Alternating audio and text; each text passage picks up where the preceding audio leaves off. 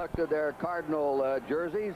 That's John Carney from Florida, the West Palm Beach area. About 80% of the time, he kicks off into the end zone. He has a strong leg. We're waiting for BC to break out of their huddle and see who their deep men are going to be. This is the last game of the year. They'll be getting the real specialists out there.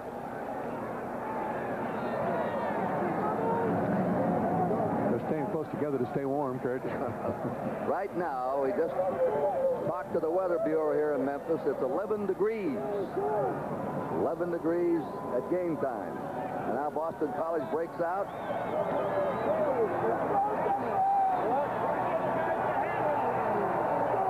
They're going to have Tyrone Taylor, 21, and Ken Bell, 24.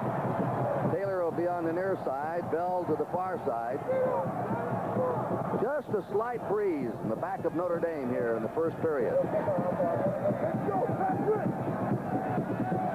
Regardless of the cold, Jack Bicknell, their coach, said, we're going to come out throwing. We don't care what the weather is. Rain, mud, sleet.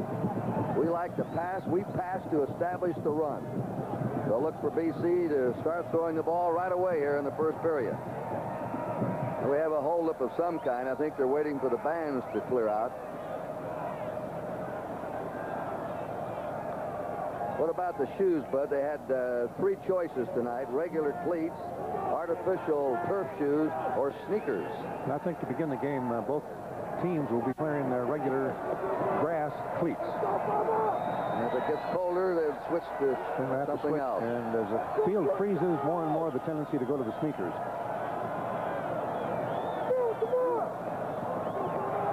All right, we're waiting the whistle.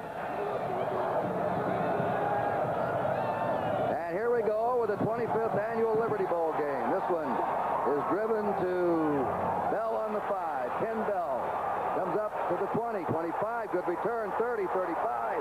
Still going. He's at the 38. And they take him backwards, and he stopped along the 37, 38-yard line, but a 33-yard return. The tackle by Hiawatha Francisco, the second-string tailback of the Fighting Irish. 37-yard line. Boston College with a first down. Doug Flutie's the quarterback. He's 5'9", 175, as we said. Hit 51% of his passes during the past season. There's the tailback. And he's not a big man either. 5'8", 182, but he's averaging 5.6 yards per try. And Beestick is the fullback. And he's a big blocker, 6'2", 237 pounds. On first down, Flutie scrambling. Still, this is a typical Flutie. Throws it out, and he throws it into the crowd over the sideline, threw it away. Got rid of it. He couldn't find anybody open. So it'll be second down, 10. Gieselman was the intended receiver, the tight end, and there he is right there. They go to him a lot.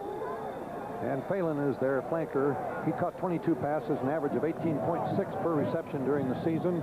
And the other wide receiver is the man we mentioned earlier, Brennan, a senior, who was truly a remarkable pass reception man with the speed he possesses. Second down, 10. Boston College on its 37, just underway. Take a look at Flutie's hands. He's a little man in height, but he has big arms, big hands, and powerful legs. Gives it off on the draw play. That's Jim Brown, number 32 from Pontiac, Michigan, the fullback. He gets to the 40, and that's all. He ran into Greg Dingens, the end. Now here's the line, Bud. Regent's the tackle, 6'4", 265 junior. McDonald is the other tackle. He's also 6'4", 262, and a senior. The guards are Bardwell, 6'1", 258 pounds. The other guard, Regan, he's 254 pounds, 6'2". And the center, Bessers, replacing Bicknell, who hurt his ankle in practice. Chris Trapuk is in at a wide receiver now. They're in a spread. 3rd and 7 for Boston College from their 40.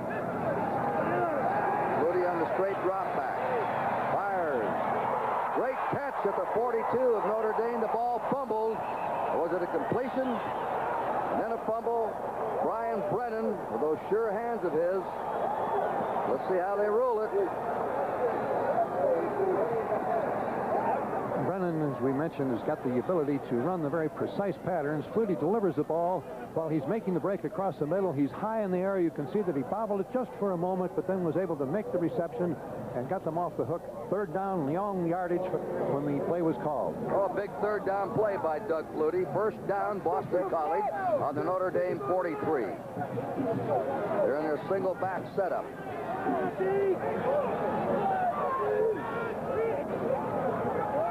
Flutie again. And he's got a receiver open. It's complete inside the 15 to the 14.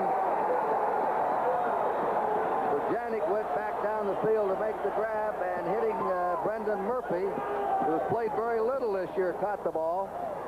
Again, Flutie gets excellent protection from his offensive line. Give him this much time. Let him slide a little bit in the pocket. He'll find the receivers open. And Brendan's down past everyone. Linebacker on him who did not have quite enough speed to cover the receiver. Boston College employs about 25, 26 formations, and they use a lot of players. They give you a lot of thinking problems on defense. They do all kinds of things. Doug Flutie didn't like what he saw, Kurt, so he took a timeout.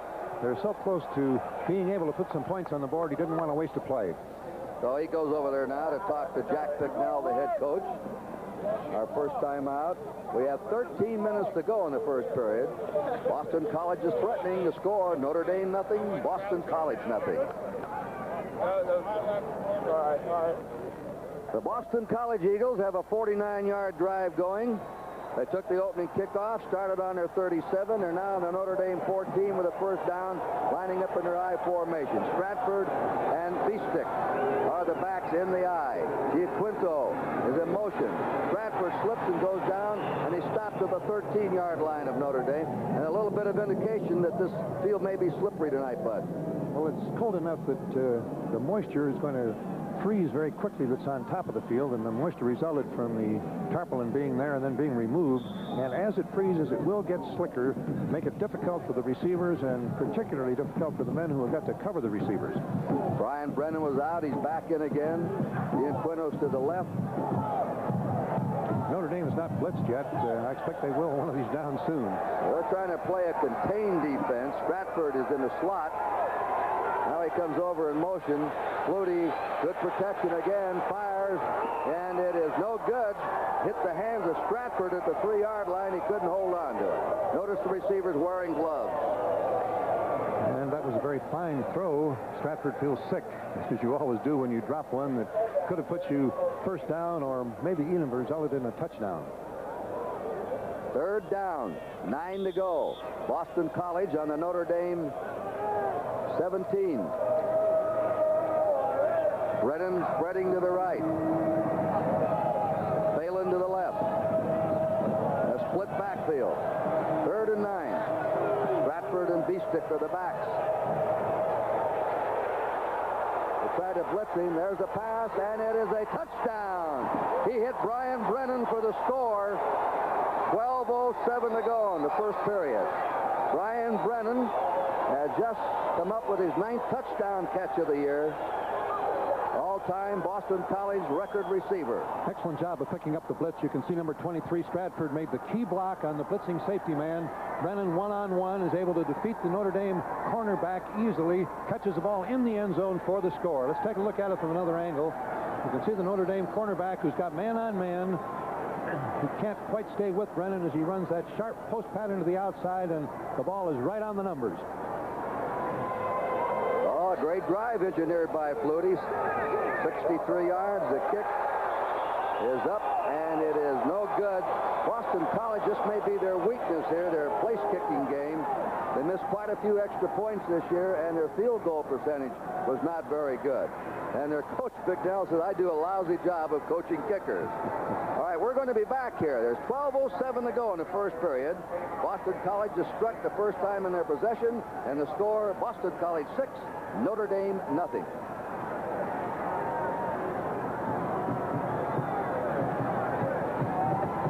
On the far side, he's had a bad ankle. He's just returning to action. And Miller, a freshman flanker's on the near side. And kicking off will be Brian Waldron. He can drive it deep.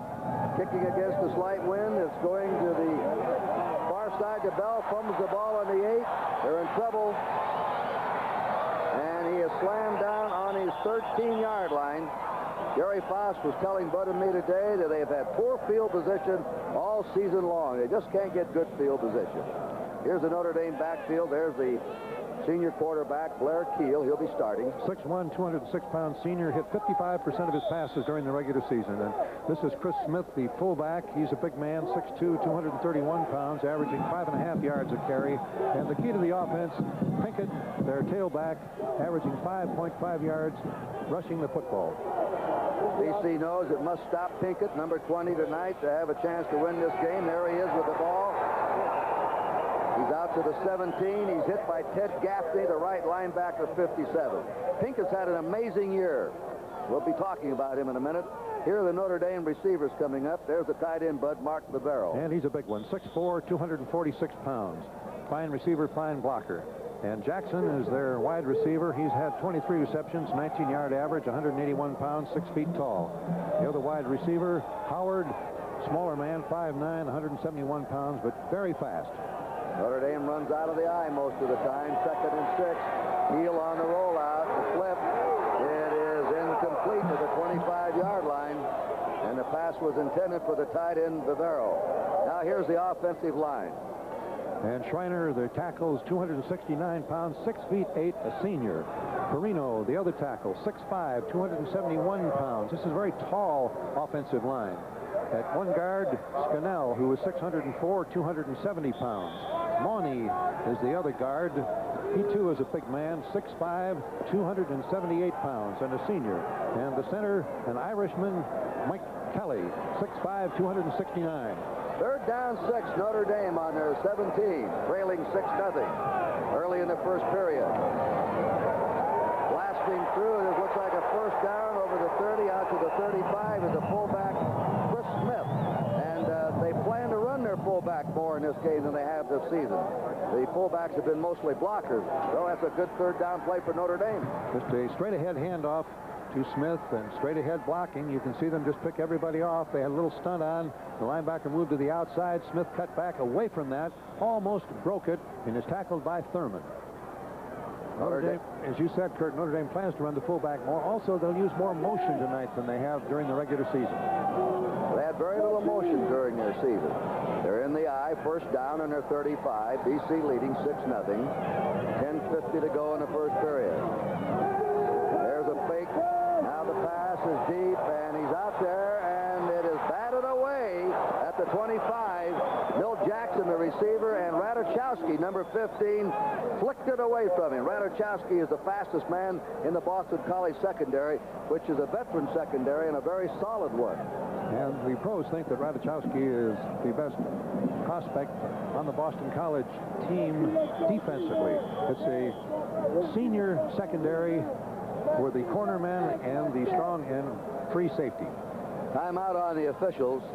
You notice the quarterback, Keel, when he went back in the huddle, was looking at a playlist taped onto his left wrist. You can see it there underneath his left forearm. That reminds me of the time that the Colts played Green Bay, and they got down to Tom Matty, who had to go in. Unitas was out, so they're all gone, and Matty put all the numbers on his arm, taped them on, and that's the only way he could call the plays in the game. Hit a 2nd down 10, Notre Dame on their 35, trailing 6-0. Keel keeps the ball to Jackson at the 40, Jackson to the 45. Jackson's out on the 48-yard line. Ratajkowski and Dave Pereira drove him out, and it's a Notre Dame first down. And now to Dave Dials. Kurt, not very good news on our first report. It's so cold here that a gentleman fan over in Section 5 has suffered a full cardiac arrest. Many of our fans here have seen the emergency vehicle that just left here, and so we'll await further word on that. All right, Dave, we have a flag drop. We have a face mask at the end of the play. So this will move Notre Dame into Boston College territory. And you can see the face mask.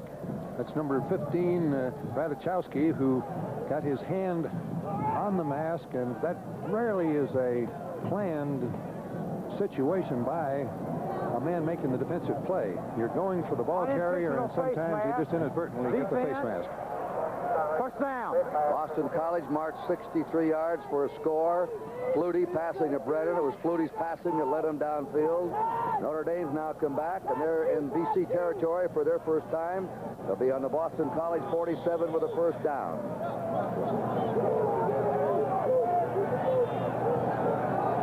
They're in the I formation.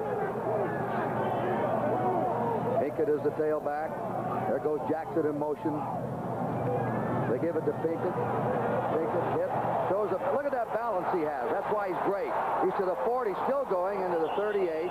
He had 9 100-yard games this year, an all-time Notre Dame record. And he is good inside and outside. He's hard to knock off his feet. He has excellent balance. And so far, the field hasn't bothered him at all. Let's count the number of Boston College men have a shot at him. That's one. Here's two that have had a hand on him and missed him. Then he makes a great move to the outside, has got enough speed to break that tackle, then moves back inside before Ratajkowski makes the tackle. We have second down, a yard to go. Notre Dame moving. They're on the Boston College 38. Boston College is ahead 6-0. They're in the split backfield, a wide split. This is something new for them. They haven't used this much this year. Give it right back to Pinkett. Pinkett is stopped at the 37. Let's take a look at the Boston College defense right now. They play a 5-man front. And that's Paul Shaw, one of the defensive ends, 6'2", 230-pound senior. Harrington is the tackle. He's 6'2", 256 pounds. Middle guard, they think he's the best player on the team defensively. Ruth, he weighs 254 pounds. Swanky is the other defensive tackle. And the outside linebacker is Lubashir, 6'2", 220-pound senior. And they're measuring for this first down. Notre Dame has it on the Boston College 37. So Notre Dame has moved from its 13 to the Boston College 37. First down. The score 6-0. Boston College, 9:28 to go in the first period. Pinkett now has carried the ball 3 times for 14 yards. Both tailbacks have excellent averages this year. Pinkett has averaged 5.6 yards a carry.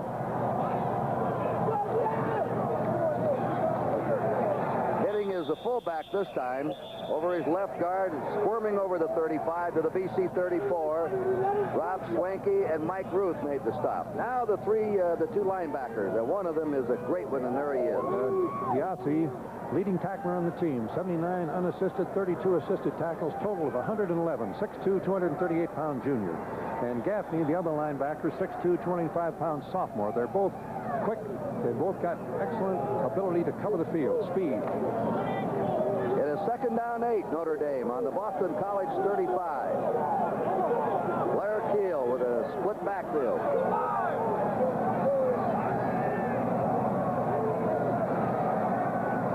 Notre Dame. They sit on the ball a long time. They nearly run their timeout every play. That time he was trying to audible, I think, Bud, and he didn't like it. And so they've taken a timeout the way Flutie did earlier. So each team has 2 timeouts left here in this first half. The clock shows 8:27 to play in the first period. The score is Boston College 6, Notre Dame nothing. Your host here tonight, Memphis, Tennessee, temperature 11 degrees. But both teams performing very well here in this bitter cold. Very few errors so far. Second down 8. Notre Dame on the Boston College 34.5. Big drop back by Keel. And the pass is a bad one. It's low out in the right flat, intended for Pinkett, who also leads the Notre Dame team in pass receiving. Let's take a look at that defensive secondary. And the strong safety is Dave Pereira, 5'10", 204-pound junior. The weak safety, Tony Thurman, who's supposed to be, in the opinion of the coaches, the best player in the defensive secondary. Ratajkowski is the left cornerback. He's had 4 interceptions this year, 188-pound senior. And Todd Russell, the right cornerback, who's had 3 interceptions. He's 6'1", 178 pounds. Third down 8. We have a penalty coming up. They're talking to Keel. They've had only 1 penalty so far. That's a face mask against Boston College. Here's another one against them. This moves the ball to the BC 30. Offside. Defense. Repeat the down. That was a big penalty, Kurt. It was going to be 3rd down and 8, and it's now 3rd down and 3. Second down. Second down, 3. That's 3. High formation. The tailback is Alan Pinkett. Chris Smith is the fullback. Second and 3. Pinkett has the ball. He escapes, gets the first down and more. He slammed down to the BC 20, hit there by the safety man, David Vieira. And again, he snaked away from 2 or 3 Boston College players who are bouncing off him. Can't seem to hold him. I think the footing has got a little bit to do with it, but not that much. I think Pinkett is just a very elusive ball carrier. You can see the very solid blocks by the Notre Dame forward wall, and then the spinning, turning Pinkett driving for the first down. Pereira making the tackle. Well, he now has 6-yard average in this game. 4 carries, 24 yards. Joe Paterno says he reminds him very much of Tony Dorsett. On the small side, but explosive and hard to knock off his feet. First down, Notre Dame. Boston College 20. Pinkett on a reverse. Coming around is Alvin Miller, the freshman flanker. He's inside the 15 and down to the 13-yard line. So Notre Dame coming up with trickery. They like these flanker reverses.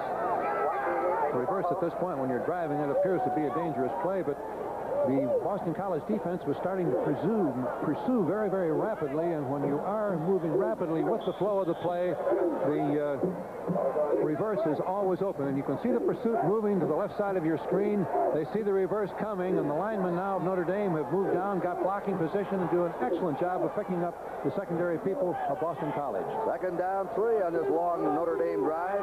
They're on the Boston College 13. They hand it to Pinkett. Pinkett slashing away to the 10 and is stopped there. Maybe just inside the 10. Ratajkowski, the left cornerback, had to get him there, and with some help by Tony Thurman, they look to the sidelines now, and we should get a measurement. Let's see. On almost every down, Kurt, Boston College gets set in one defensive alignment, and then while Notre Dame is taking that long starting count, they change their defensive alignment to change the blocking assignments of the Notre Dame offensive line, but thus far, it hasn't bothered them a bit. Notre Dame has a 1st and goal to go. Just inside Boston College's 10-yard line. 6-0, Boston College. Notre Dame with a scoring threat. Fullback, Smith. He's hit on the 8, powers forward to the 7. Chris Smith of Cincinnati, Ohio. Steve Diassi. The All-East linebacker, Boston College, made the stop on the 7 at second down, 7 to go for a Notre Dame touchdown. Remember, they started this drive on their 13. And the Boston College defensive coach signaling in the defensive pattern that he wants used, the alignment and then the stunts. You know, Notre Dame was 9th in the nation total offense, 14th total defense, and still won 6 and lost 5. Jerry Fawcett, I'm still trying to figure that one out. Second down, 7 to go for a Notre Dame touchdown on the BC 7. Pinkett to the 10, to the 5, and the little guy goes to the 4. He has power. He's 5'9", weighs 184. Very strong thighs and upper body. That was a great defensive play by Pereira. He had an open field tackle against Pinkett, and rarely does one man nail him that cleanly. Third down, 4 for a Notre Dame touchdown. Boston College ahead. They went 63 yards as Flutie hit 3 out of 5, threw 17 yards to Brennan for the score, and now Notre Dame has come pounding right back down the field. Split backfield. This is the third down play. They try to draw, and he's at the goal line. I don't believe he's over. That's Chris Smith, the fullback, and he's seeing a lot of action here with the ball in the first period. Excellent time to run the draw play. Third down long. The defense is thinking pass, and they rush the pass hard. That sets it up for the draw. He's very close to the touchdown. 1/2 yard away. Chris Smith just failed to go over. Gaffney stopped him there. And now it's 4th down and a 1/2 yard to go. Alvin Miller is out, and Brian Bamer, the second string tight end, comes in for more blocking power. Pinkett is the tailback. You notice they have 3 backs there. They have the offset back for blocking. 4th and a 1/2 yard for a score. Pinkett dives, and he's got it. Alan Pinkett's over, and he has just scored his 19th touchdown. He set an all-time record for Notre Dame this year with 110 points in the regular season. He had 18 touchdowns and a 2-pointer. And now that's his 19th touchdown. Watch Very him. fine line takeoff. As you can see, they're driving low.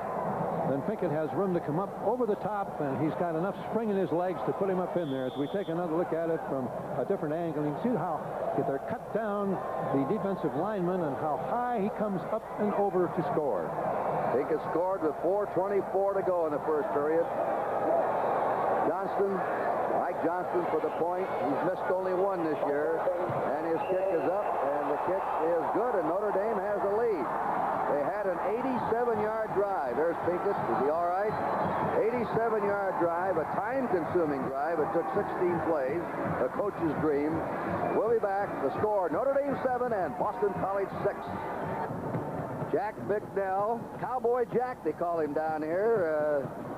I didn't know it. He likes Western music. I said, how far west you been? He says, the farthest is College Station, Texas. I said, well, I got to take you out to Wyoming sometime. But he loves Western music and brought his guitar, and he's sort of been a hit around here. He's a very likable man, isn't he, Bud? And an excellent football coach. He signals the formation.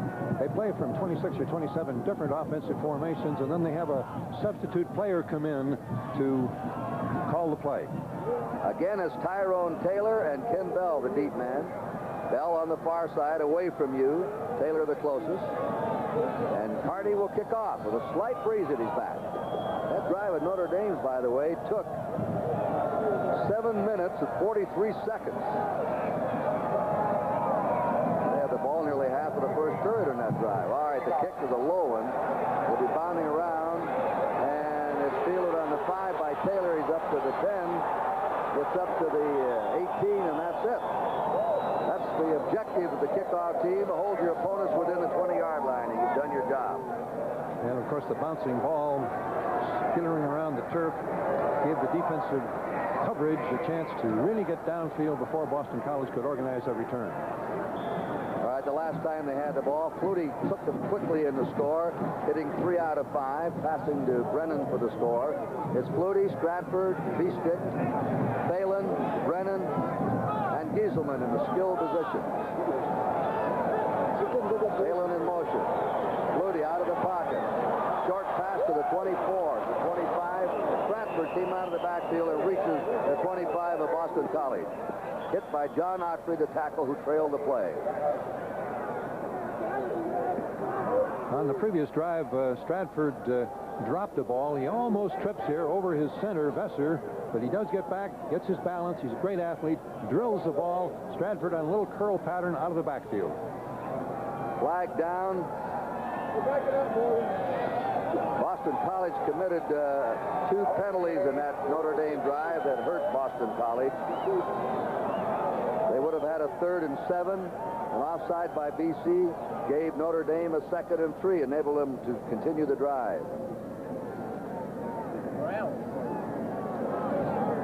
Penalty apparently is against Notre Dame. No, it's not. It's against Boston College on a big one. So that's the 3rd penalty against BC, none against Notre Dame. Holding.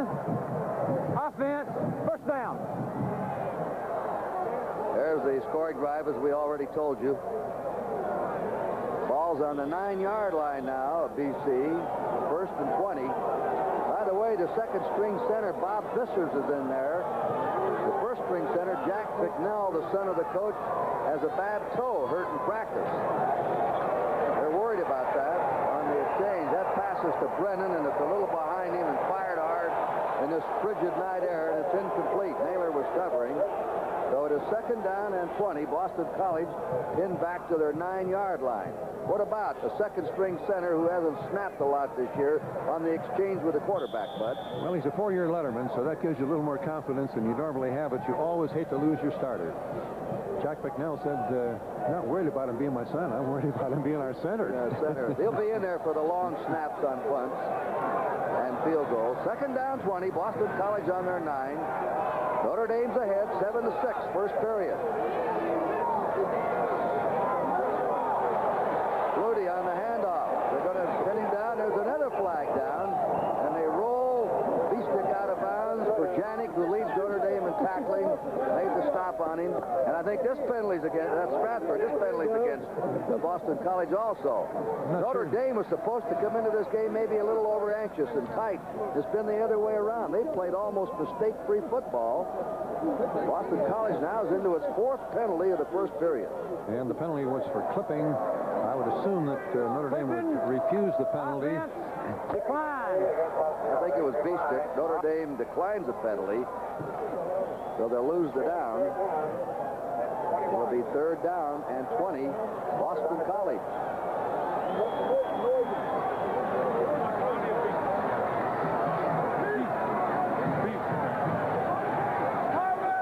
They had that ball on the 9-yard line. Now it's back in the 7. That's where he ran out. It's 3rd down and 22.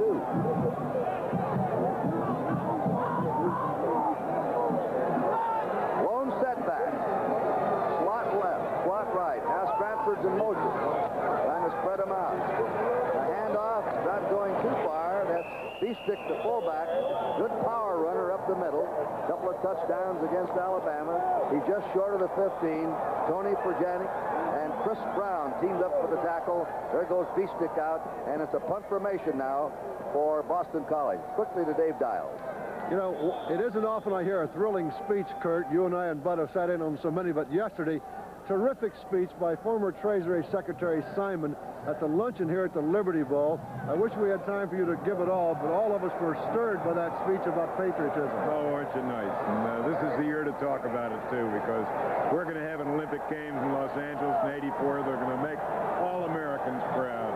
Well, you're heading up the Olympic Committee. I got the feeling in Lake Placid a few weeks ago when we had the first of the 6. Boston College punted a short punt of 32 yards. Notre Dame has the ball right back in BC territory at the BC 47 with their split backfield. Still Pinkett and Smith. The tosses to the fullback Smith to the 45, and he goes to the 40. Notre Dame moving on the ground against Boston College. They're taking 7-yard pickup. They're taking very big splits, Kurt, on their offensive line. That's forced Boston College to widen their men. Their linebackers are playing about 4 or 5 yards deep, and they're not getting quick enough support against the run. We have a flag down. This is against Notre Dame. I believe it's holding. Kind of in the same pattern. Both teams scored the first time they have the ball, and both teams get beset by penalties the second time they've had the ball. And a complete different style of drives. A quick passing drive downfield by Boston College, and then slugging away back a long one by Notre Dame. Holding, 10-yard penalty, offense, and 3 down. That's the first penalty against Notre Dame. Don't think it's cold. 11 degrees, maybe even lower now as the night goes on. Notre Dame on its 44-yard line. First down, 20. They're ahead 7-6. 2:45 to go in the first period. Pinkett and Smith in the I formation. Blair Keel off to Pinkett. They jam him that time at the 45. Coming up to hit him, Mike Ruth, who bench presses 535 pounds. Boston College thinks he's the best nose guard in the country. He's only a sophomore, and he's going to be a priest. He had some help from Rob Swanky, the right tackle. It'll be 2nd down now, 19 for Notre Dame. Ruth has got great strength, and he's built compactly for a football player. Not too tall, 254 pounds, and strong. Joe Howard spreads to the left. Heel on the rollout play. He'll throw. Now they chase him. They've got him. He fumbles the ball. And Notre Dame, they're all scrambling forward to the Notre Dame 37. I believe Notre Dame recovered. First time anybody's dropped the ball tonight on a handoff. The sack was by Mike Ruth. Chris Smith recovered the fumble. The fullback very alertly. Very unusual to be rushed that hard on a rollout or sprint out pass, but it gives you some idea of the speed that Ruth possesses from the nose guard position. 3rd down and 27 for Notre Dame on their own 37-yard line. For a approaching 1 minute to play in the first period. The Irish are ahead 7-6. Again, the split backfield, which has been effective in the running game for him. He hands it off to Smith. Smith to the 42. Smith carried the ball only 70-some times all year. He must have 7 or 8 carries alone here in his first period. He's made 77 carries during the regular season, but he averaged 5.5 yards per try, so he's been an effective ball carrier. Now the quarterback is the punter, Blair Keel. Keel has averaged just over 40 yards a kick, 40.6. And we may get a very strong rush here. There's only one safety man back for Boston College. They're ready to go with 9 men along the line of scrimmage. 4th down, 23. Brennan is the safety man. The All-American wide receiver. A high snap. They did get the rush. They knocked him down. No flag, though. No flag down. And the ball rolling around is dead at the 26. They just avoided running into him. They had a strong rush, as Bud Vogelson called it. So Boston College will take over on its own 26-yard line. And they gain 19 yards on the exchange of kicks. Ball right here. Ball. 11 seconds to go in the first period. BC's ball on their 26. And they do believe that they can block a punt before this game is over. Notre Dame hasn't had a punt blocked all year. Lone setback.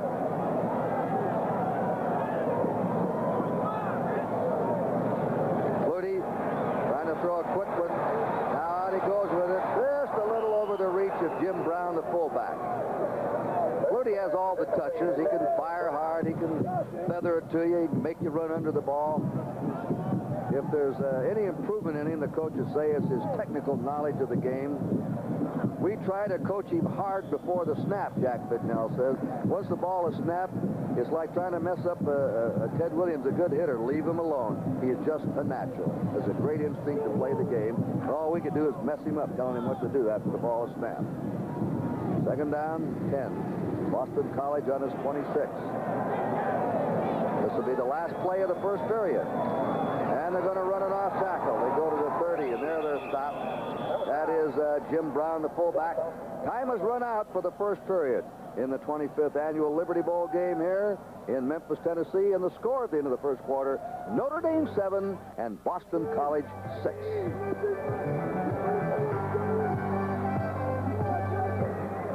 The Golick name becoming famous at Notre Dame, but Greg, heck of a way to end your career with an injury 2 days before Christmas. Right. I tore a ligament in my knee.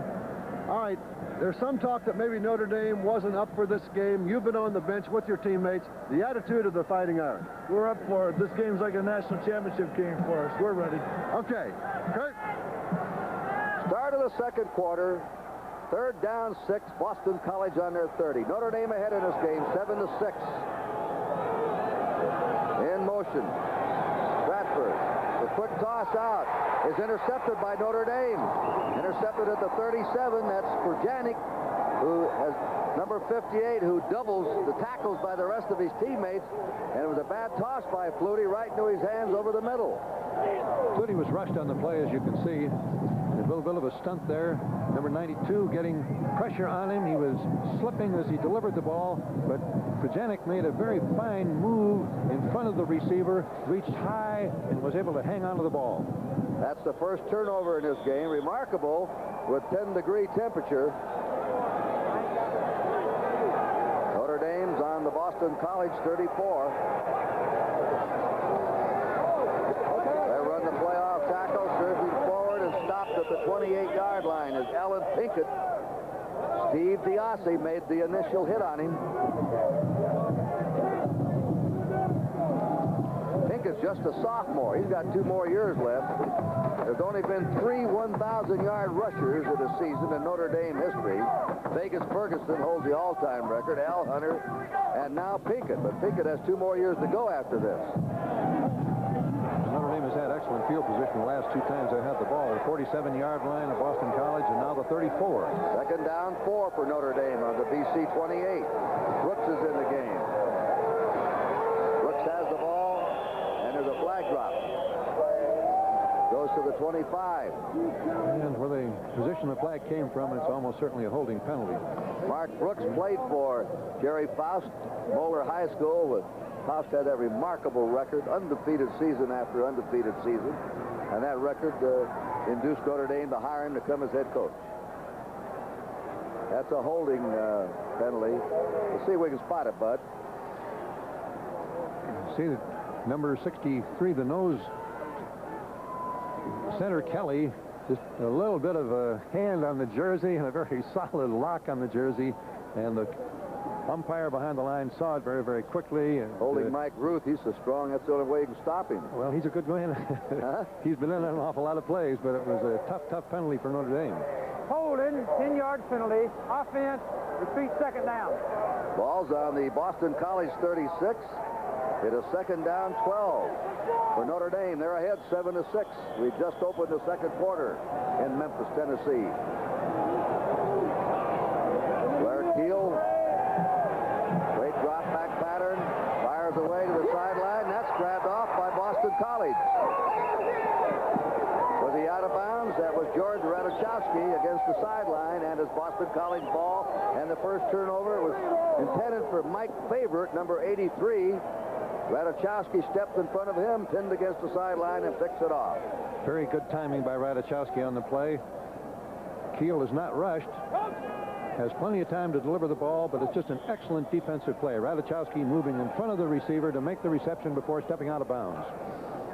Now Boston College has the ball on their own 22-yard line. Each team now has one turnover.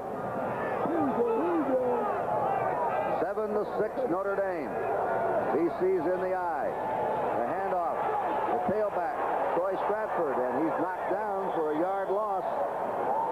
Notre Dame's fired up right now. They've outplayed Boston College since the early minutes of the game. In fact, BC can't get its offense on track, Bud. Why? They're just not getting control of the line of scrimmage, and Notre Dame has done a good job of putting the pressure on Flutie. He has not had quite time enough to deliver the ball, and I think his footing is a little unsure. As he drops back, he doesn't look as though he's confident that he's going to be able to have great body control. Flutie's hit 51% of his passes this year, 17 touchdowns. Now they're moving the ball. They put Gesselman, the tight end, on the other side. Second down, 12, BC from their 20. He has a protection. The pass is incomplete, right through the arms of 83, the tight end, Scott Gieselman, and you don't see him do that very often. Once the ball gets to him, he catches him in the crowd, and he usually has sure hands. The reason they're moving it from side to side, Notre Dame has a defense where they try to have one man on the rush side, one man on the contain side, and they would like to have the tight end going against Naylor, who usually is off the line of scrimmage on the split end side, where he does not have to protect himself against a tight end block. Feastick's back in at fullback, number 40. Brennan comes back in as wide receiver. 3rd and 12. BC cannot move the ball now against Notre Dame. They did on their opening drive. They've been stopped cold since. Phelan's in motion. Flutie throws, and it's tipped and nearly intercepted, not quite by Notre Dame. That's number 49. That's the freshman, Mike Kovaleski, who started his very first game against Purdue as a freshman from Newcastle, Indiana. And so Boston College has to punt. 4th down, 12. They've had 3 possessions now without a single first down. Right. And Notre Dame's going to put the pressure on the kicker. They have 10 men on the line of scrimmage. Now they got one more dropping back. 9-man rush. And the kick is blocked, and Notre Dame recovers it. It's on the 5-yard line of Boston College. They had the big rush. They had 4 men pouring in there. He just didn't have a chance to get it away. I think blocking it was Mike Golick, voted the most valuable defensive player this year for Notre Dame. And you can see the snap went through his hands into his body, which delayed him getting rid of the ball. And the Notre Dame rush was effective enough with a short delay on the kick. Golick blocking the punt. Notre Dame recovers on the 6-yard line. They give it to him on the 6. Notre Dame already ahead, 7-6. They're fired up down there. They were the underdog. There's Golick. Their defensive right end. 1st and 6 to go. Who do you give it to? Of course, Pinkett. Pinkett cuts back and goes to the 4. Alan Pinkett. Steve DiOssi nailed him at the 4-yard line. 2nd and 4 for a Notre Dame touchdown. 12:30 to go in the first half. It's been all Notre Dame since the opening 5 minutes of the game.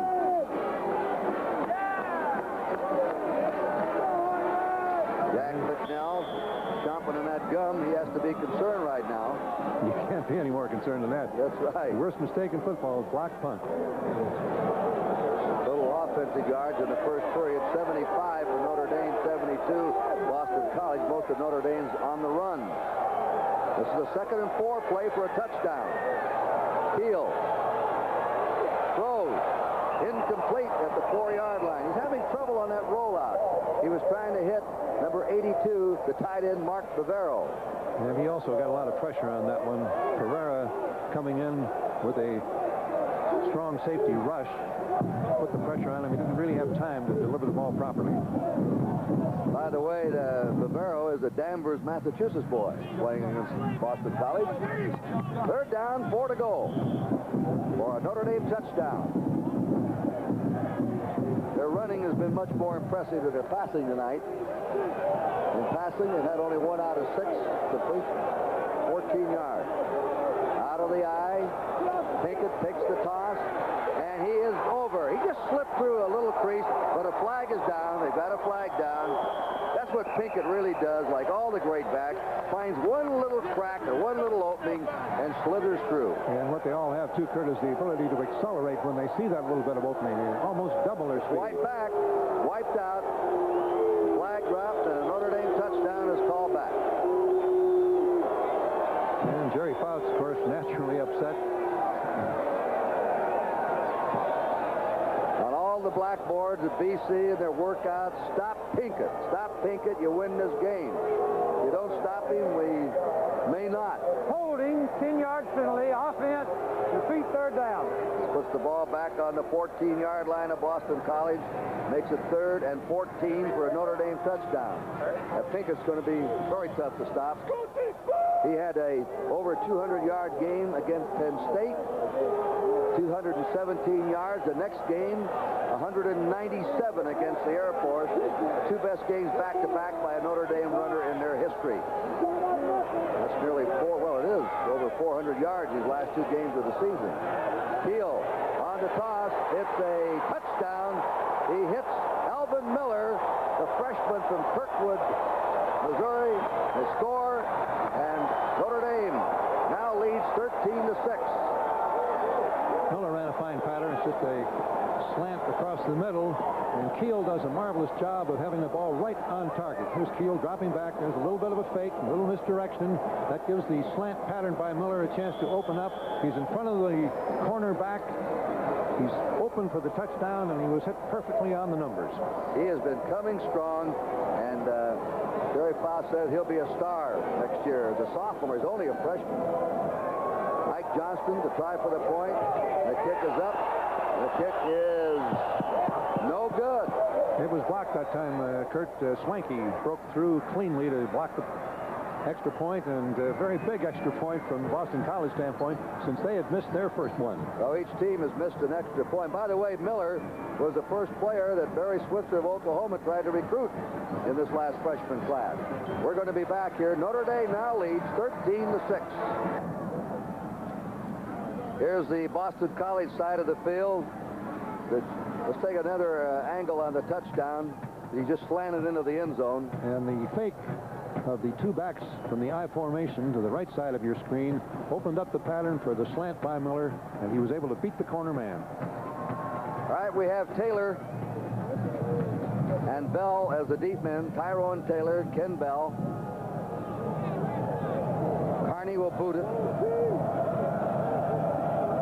Bell's on the near side, Taylor on the far side now. Since BC's opening touchdown, they have not been able to move. They have been stopped completely. Here's the kick. Taken on the fumble around, and they go down, and they're in poor field position on their 14. And right now, BC is not playing well. The kick is not going that deep by Johnston, and the two deep men for Boston College should move up just a little bit closer as we look at the scoring drive. When you start from the 6-yard line, if you're going to score, it doesn't take too many plays, just 4, but they scored twice. They had a holding penalty on a touchdown run by Pinkett, and then they did hit the touchdown pass to Miller. Boston College on their 14, and now they've got to figure out how to unravel this Notre Dame defense that is stopping them. First down as Flutie puts them in the I formation. He fakes the handoff. Now he's going to scramble.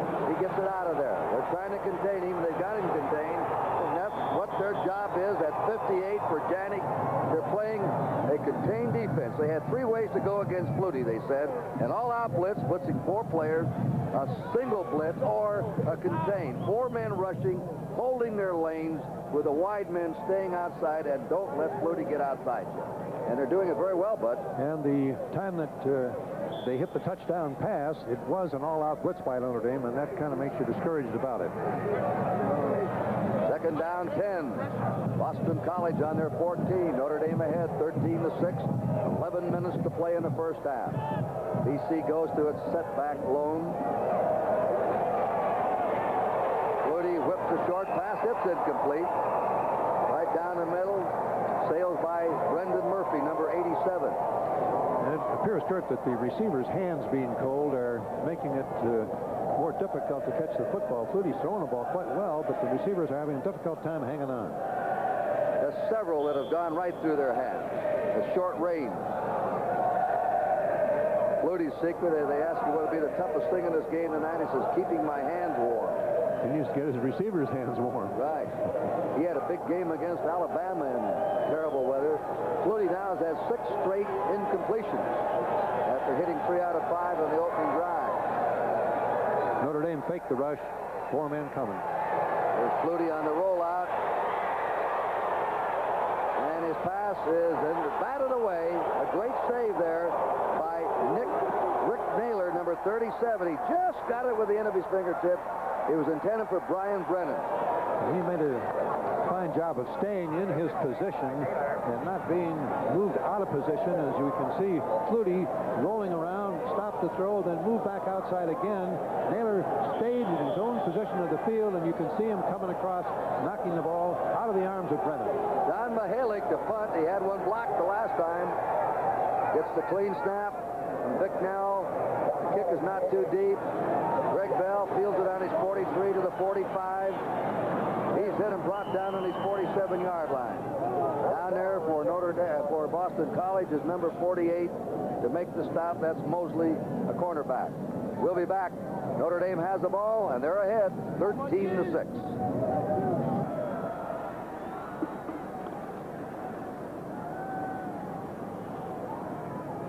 It'll be first down, Notre Dame on its 47-yard line.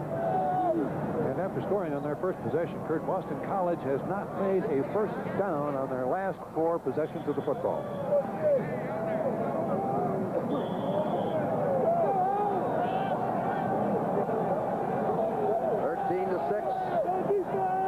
Notre Dame in the lead.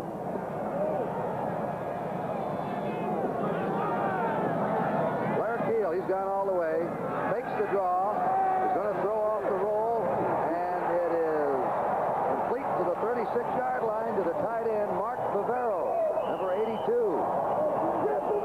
And that gives Notre Dame a first down, and they're in Boston College territory. And it's excellent blocking, and the fake of the draw play, of course, is what makes it happen. Here's Keel making the fake.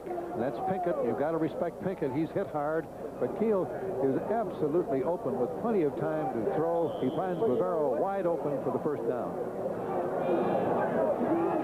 Notre Dame now on the Boston College 33. Been all Notre Dame since the opening 5 minutes. They're ahead, 13-6. Coming through, straight through the fullback, Chris Smith, number 32. He's had a good first half. He's been a blocker most of the year, but they've been using him quite a lot as the runner today. David Piera had to tackle him in the secondary. And You can see the fine blocks by Maumee and Perino that opened it up for him. He moved it down the field, and once again, we got a very fine tackle by Thurman coming up to stop him in the open. All right, Notre Dame on the Boston College 21. Playing with extreme confidence now, Notre Dame. They got a wide split in their line. Handoff and slamming over the 15 to Smith again to the 14.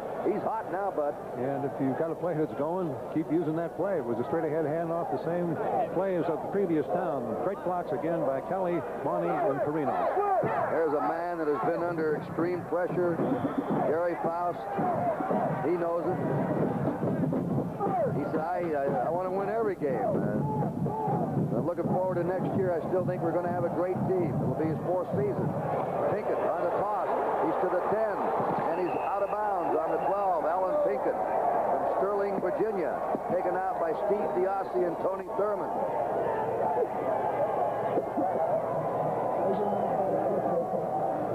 Take a look at Diassi, the great linebacker for Boston College. You can see him moving to the outside, but Pinkett has got just a little bit more speed. Diassi is able to make the tackle, but not until 5 yards have been gained on the first down on the play. It is 1st and goal to go. Notre Dame on the Boston College 8-yard line. They're taking them apart right now, mostly on the ground. The fullback barrels to the 3-yard line. It's Chris Smith of Cincinnati. And he's hit by Steve Diassi again. And that forward wall of Notre Dame's opening gaping holes for the backs. Straight ahead blocking, man on man, and they're beating Harrington, they're beating Ruth, and they're beating Swanky. 2nd down, 3 to go for a Notre Dame touchdown with 8:43 to go in the half. You can tell Jerry Faust excited. He had that cap down over his ears. They're going to put 3 backs in there now. Smith and Brooks, 2 fullbacks. Pinkett is the tailback. This is a 2nd down, 3 to go for a score. Pinkett on the toss, and he's over again. Alan Pinkett has scored his 2nd touchdown of the game. And Notre Dame moves out in front, 19-6. A very impressive drive for them.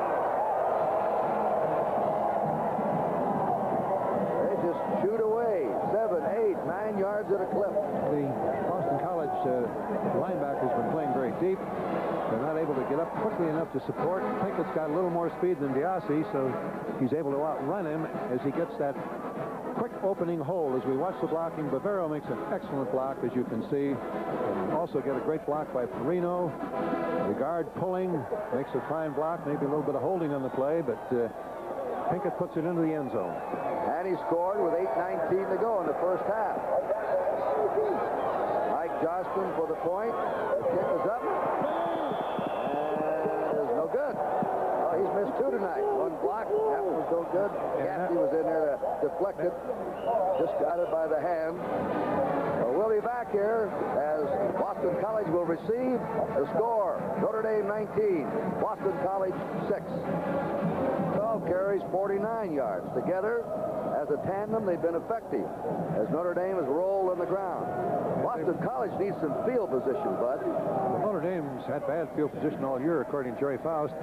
They got the ball on the 13-yard line the first time. Then they got it on the Boston College 47, the Boston College 34, the Boston College 6 after the block punt, and the last time on the 47-yard line. So they've had an excellent field position. And BC, in his last 2 or 3 possessions, has had poor field position inside of its 15. The kick by Carney. This is tumbling down, taken by Bell on the 5. He's out to the 10, 15, to the 20. Finds a crack. He goes to the 30 and to the 31. Now they have a little operating room. Hiawatha Francisca, the 2nd-string tailback, made that stop. And we see if Boston College can get their offense generated a little bit. Their previous 4 possessions, as we noted, they failed to make a single first down. What do you think they have to do, Bud? I think they've got to have the receivers hang on to the football. The receivers are open. They're not getting too much pressure on Flutie, but when the receivers aren't hanging on to the football, if you're relying on a pass attack, obviously you're not going to move it. 3 for 12 for Flutie. 51% for the season is completion percentage. That man nearly went offside. Flutie held up on the count. Great drop. Look at the time. Now he'll start his scrambling. Out in the open at the 40 to the 35. That's Beestick, the fullback, and he has a first down at the 27-yard line of Notre Dame. He was wide open out there. And anytime you have a back going out of the backfield and goes that deep, usually a linebacker has got to be on him. See Beestick, just a little bit of a head fake, moving to the outside, and it's the time that Flutie has, of course, that makes this all happen. No pressure on him. He finally finds Beestick open down the sidelines. He's beyond everyone. Must have been playing a man-for-man coverage on all of the wide receivers. Ballage comes up to make the tackle, but it's a big, big gain for Boston College. 42 yards in that play. First down, Boston College on the Notre Dame 27. The rollout. Flutie says, get on down there. Throws, and it is no good at the 10-yard line. Gieselman couldn't hold on to it.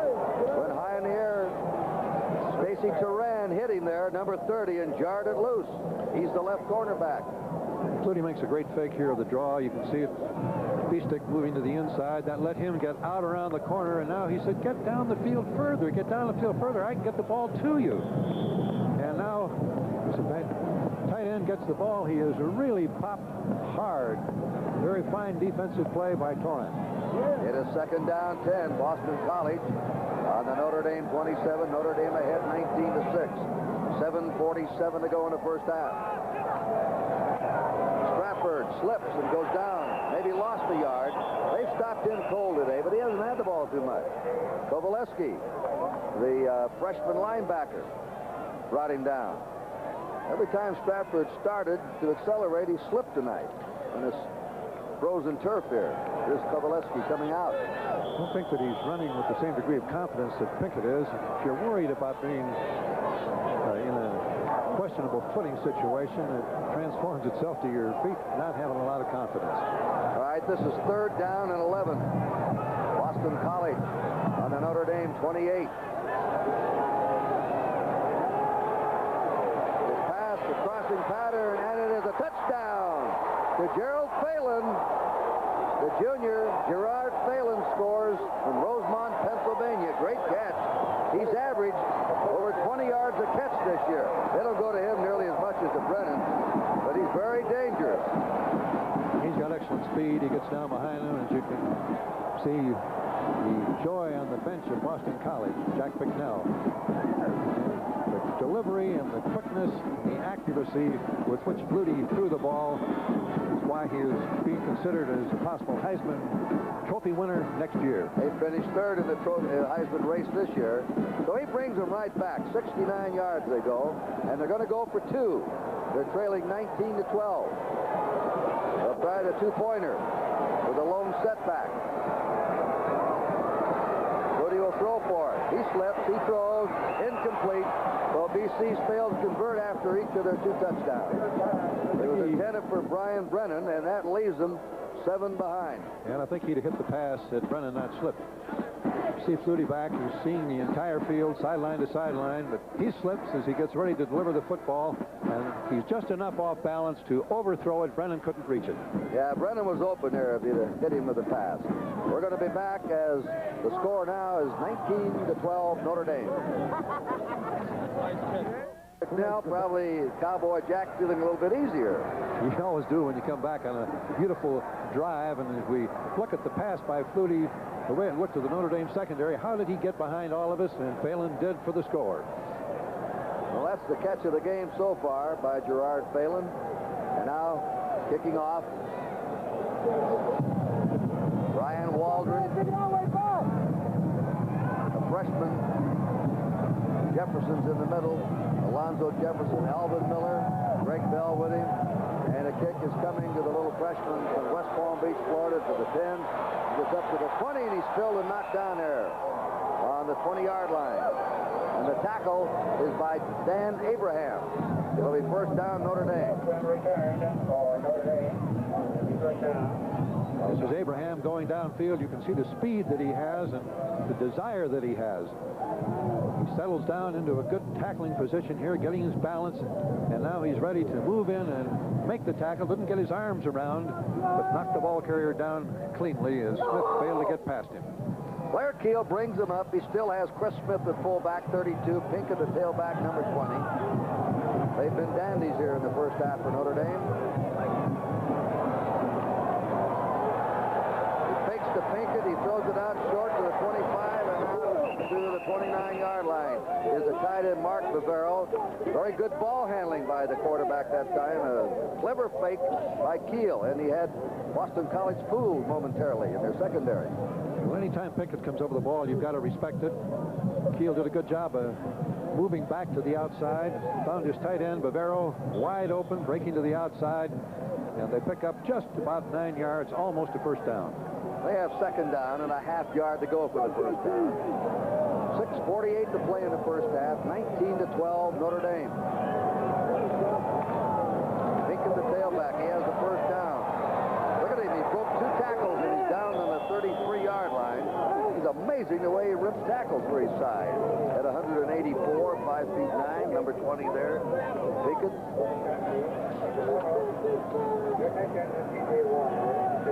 He's 5th in the nation in rushing this year, averaging 126.7 yards a game.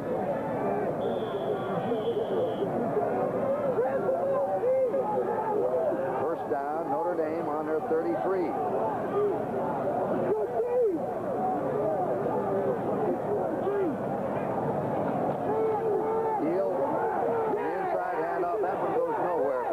Time stopped along the line of scrimmage. Scott Harrington, the left tackle of BC, tripped him up. Maybe he got a yard. No, right along the line of scrimmage. It'll be second down, 10 for Notre Dame. And we have a flag down. Nope, no flag. He waves it off. Second down, 10.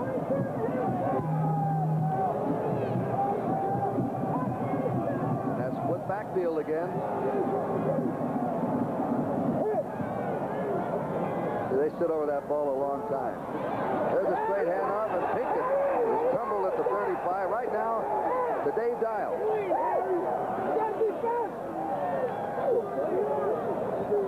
Rich Smythe and Brian Staub love their Eagles. Drove 24 hours to get here. What has this team done for the school spirit up at BC? Well, we wouldn't have drove 24 hours if we'd done something. I tell my brother who's an ND grad back at home, we're down now BC 7, but we're going to come back and win this one. I'd like to say hello to the boys in the Bronx. Call me. All right, Kurt. Okay. 5 minutes to play in the half. It's 3rd and 8 for Notre Dame on their 35. Keel on a quickie right over the middle to the tight end again. He breaks away for a first down. Mark Bavaro. Excellent read of the rush that time by Keel. We had the blitz on. No linebackers. Bavaro saw it on the slant pattern. Keel hit him cleanly. See the blitz coming. Keel simply fades back, keeps his cool, hits Bavaro on the crossing pattern. The linebackers have rushed. Keith Bavaro wide open. An important third down play for Notre Dame. They keep the ball now. 4:40 to go in the half. First down, Notre Dame on its 48. Smith, Pinkett, the split backfield, jamming over the 50 and plowing to the 45-yard line is Chris Smith. He's run with abandon. He weighs 231, 6'2". And he's been the leading ball carrier in the game. Shouldn't have made much that time. It was determined running and spinning and leg drive and got in the yardage after he was hit very close to the line of scrimmage. They have a second down and 3. The Fighting Irish on the Boston College 45-yard line. Notre Dame 19, Boston College 12. 4 minutes to go in the half. They're back to the I formation. And they're back to Pinkett. Pinkett gets outside, but he's slammed short of the first down at the 44 by Steve Diassi, who reached him, and the second string right in, David Thomas. Diassi has not had speed enough most of the time to move to the outside with Pinkett, but this time no one touches him. He's able to get to the outside as Smith missed the block. Diassi has speed enough to get in on the tackle when Smith did not be able to connect and slow him up. And Thomas really put the final hit on him to seal him away from the first down. It is now third down and 3. Notre Dame on the Boston College 45. I formation. Keel fakes, he's being chased. He'll throw on the run. He gets it out there, and it's incomplete at the 27-yard line. It was to Mark Bavaro, and he was being defended by Diossi. He ran across the field with him, number 99. And it looked to me like Diossi might have interfered on the play. Yeah, that was very, very close. I thought that flag might drop, but it didn't. Now it's 4th down and 3, Notre Dame on the Boston College 45. Notre Dame's had the ball much more in this game than Boston College. When BC scores, they score quick. It's a passing team against a very powerful running team. Blair Keel in punt formation. He's had one kick for 32 yards. Brian Brennan is the safety man, the wide receiver. He's at the 10-yard line. And Boston College is thinking Keel might run with the football. It's 4th and about 3, and he can run and he can throw, and they're capable of any kind of trickery from punt formation with Keel back in the kicking position. Keel actually was doing a better punting job as a starter than when he went to the bench. Freshman Berline replaced him. Now he's back starting tonight. I don't know who can kick in this weather. It's about 10 degrees above zero here in Memphis. And both benches are so involved in the game that they're crowding toward the sidelines, and the officials between the last play went to both benches and said, move back, get back behind the restraining line, which is 5 yards from the sideline. This is a 4th down play, 4th and 3, Keel in punt formation. He's going to kick. He kicks Brennan, watches it hit, hop around, and the ball will be killed along the 16, 17-yard line of Boston College. He was just trying to pooch it down there by the goal line, so one of his teammates could fall on it. Very good kick to anytime you get it inside the 20, it's better than kicking it into the end zone. So spot the ball in the Boston College 17. So again, they have poor field position. They're trailing 19-12, 3:30 to go in the half. Normally you'd say time is a factor here, but with Flutie at the controls, he can make it happen quickly. Little Doug in the pocket, gets out of the pocket, scrambles away, comes up to the 25, he's to the 30, he's to the 35, to the 40, 45, 50, and out he goes. That's where he could really kill you. They say that he's really only about a 4.6 or 4.7 speed man, but Jack Bicknell says anybody chasing him, he looks like he's 4.5. Let's take a look at it again. You can see the slight opening he comes out of. Notre Dame's got good pressure on him. He ducks, gets behind, and then breaks between two men, and then takes it to the inside, breaks it back to the outside, and he's got marvelous speed as a safety man. Barely touched him before he went out of bounds. They put him out on the Notre Dame 46. So that run was good for 37 yards by Doug Flutie. 3:18 to play in the half. Notre Dame ahead, 19-12. BC goes in their lone setback operation with a slot to the right. And the handoff to that setback comes over the 40, breaks away. Stratford, he's still going, and he's out of bounds on the 29 of Notre Dame. Taken out by Chris Brown, the free safety. Stratford had 810 yards this year, averaged 5.6. He missed 3 games with a sprained knee, and he scored 7 touchdowns. He's just a sophomore, too. He'll be back for the next 2 years. He's a good one. Very much like Pinkett, 5'8", 182. Boston College on the Notre Dame 29.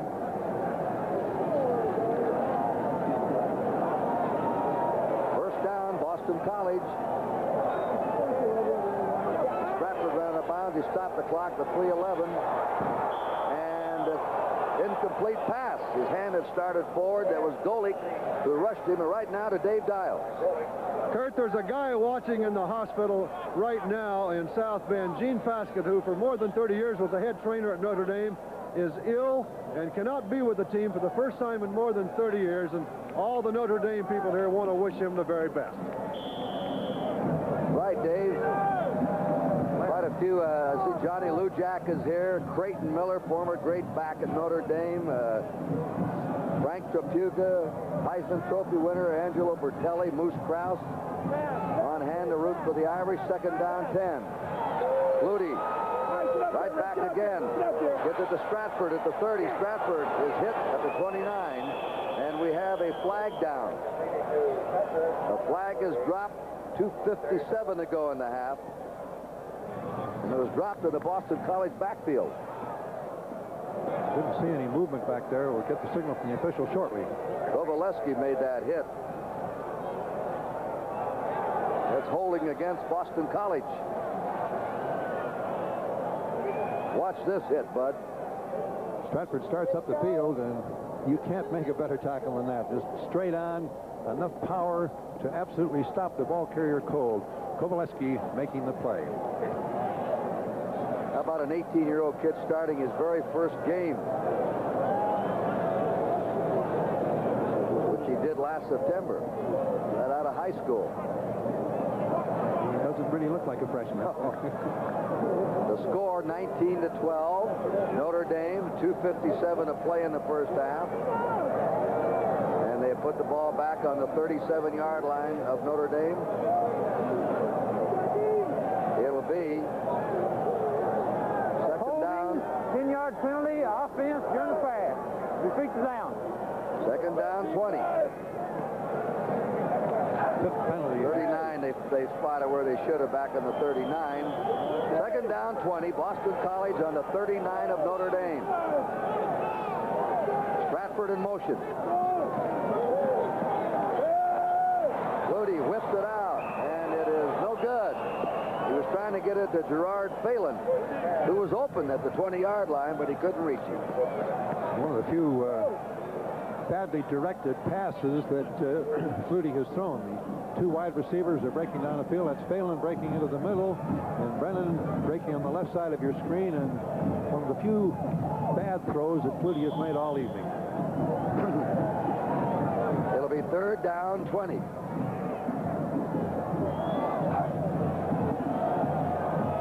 Two minutes, 46 seconds to go in the first half. It's on the Notre Dame 39-yard line. That's Phelan in motion.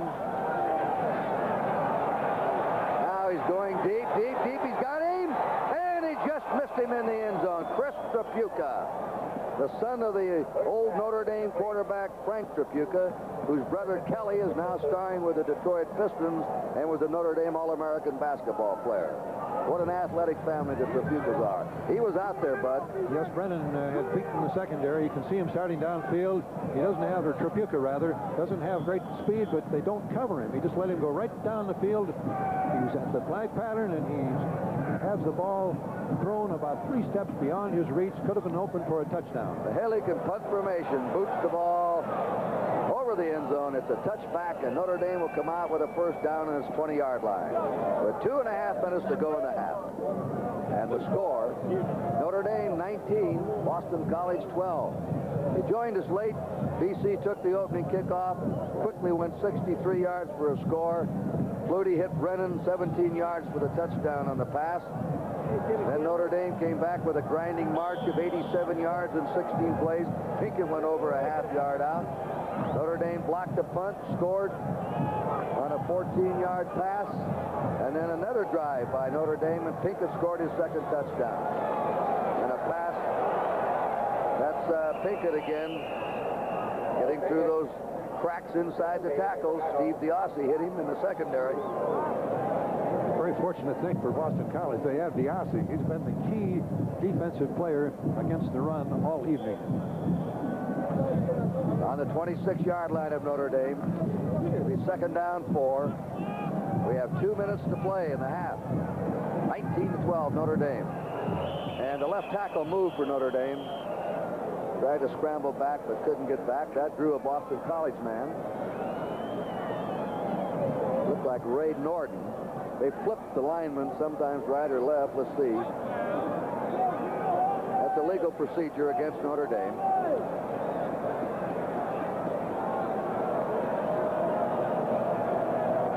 Penalties are beginning to mount up. That's the 4th penalty against Notre Dame. Boston College has had 5 penalties. Dead ball foul. Illegal procedure. Offense. That puts the ball on the 21-yard line of Notre Dame. Second down, 9.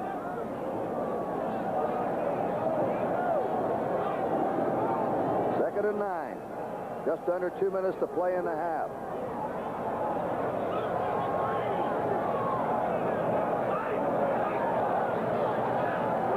Blair Keels at the sideline. A high pass sails over the head of Milt Jackson, the flanker, Fairfield, Iowa. Incomplete, and it's 3rd and 9. The pass, incomplete pass, stops the clock in favor of BC now with 1:54 to go in the first half. The Boston College defense continues to jump, but Notre Dame is so deliberate at the line of scrimmage that they make the jump, and the offensive linemen still have plenty of time to read the new defensive alignment and adjust their blocking assignments. 3rd and 9 for the Fighting Irish from their 21. Heel to Pinkett. Pinkett is hit behind the line of scrimmage and dropped at the 17. Mike Ruth and Scott Harrington, the nose guard and the left tackle, were in there. And now it's punt formation.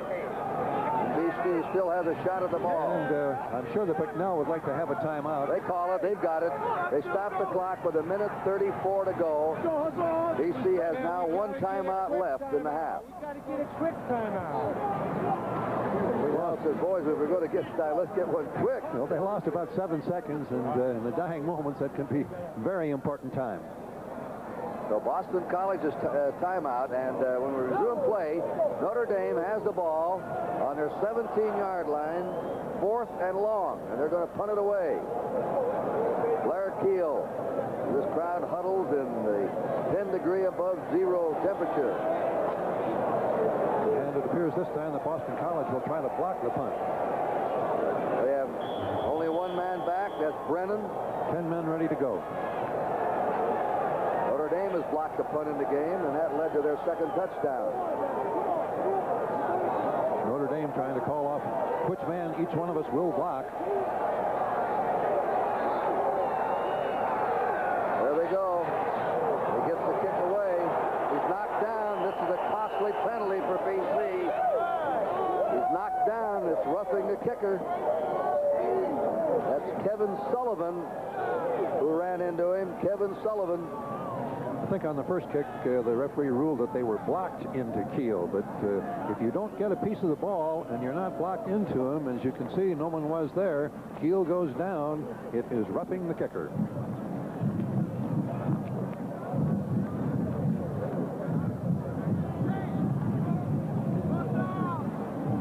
Keel looking over to his sideline for some kind of indication.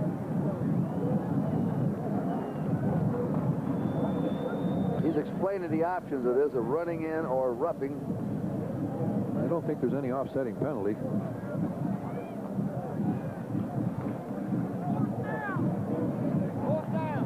They have a 4th down. No, 9.5 yards. Running in is 5. The roughing is 15. You got it. That's what they're trying to explain to Keel. That it did not make it an automatic first down like it is in professional football. First down. Now, they were trying to explain it's only 5. See, it wasn't the flagrant roughing, which is 15. They have running into the kicker, 5-yard penalty, defense. That's not an automatic first down. So they're still short yardage for the first down, and they'll go back into a punt formation with 1:28 to go in the half. And once again, Boston College is going to rush 10 men. They're not discouraged about their ability to get in there and block a punt. That's Brian Brennan, the safety man. Their All-American wide receiver who runs back punts. He does it very well, averaging 9 yards a punt return this year. And we're getting a lot of instruction from the Notre Dame fullback blocking man. And this kicks away just barely. Brennan handles it on his 44 with a fair catch. Boston College ball, 1:21 to go in the half. All Keel was trying to do is get that ball off his foot out of that backfield, downfield somewhere.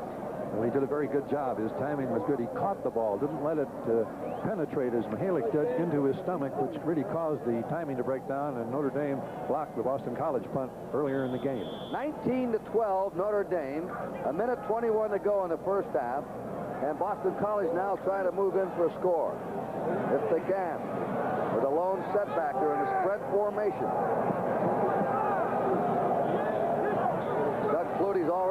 2 touchdown passes. He's hit. He goes down to the 39. They get to him. First time they've gotten to him. They've been close, but he's always been agile enough to move out and avoid the rush. That's John Ockrey, number 38, the tackle, who reached him from Fort Wayne, Indiana. He's the nose tackle, but he can play anywhere along that line of scrimmage as Notre Dame moves their men either to the strong or short side.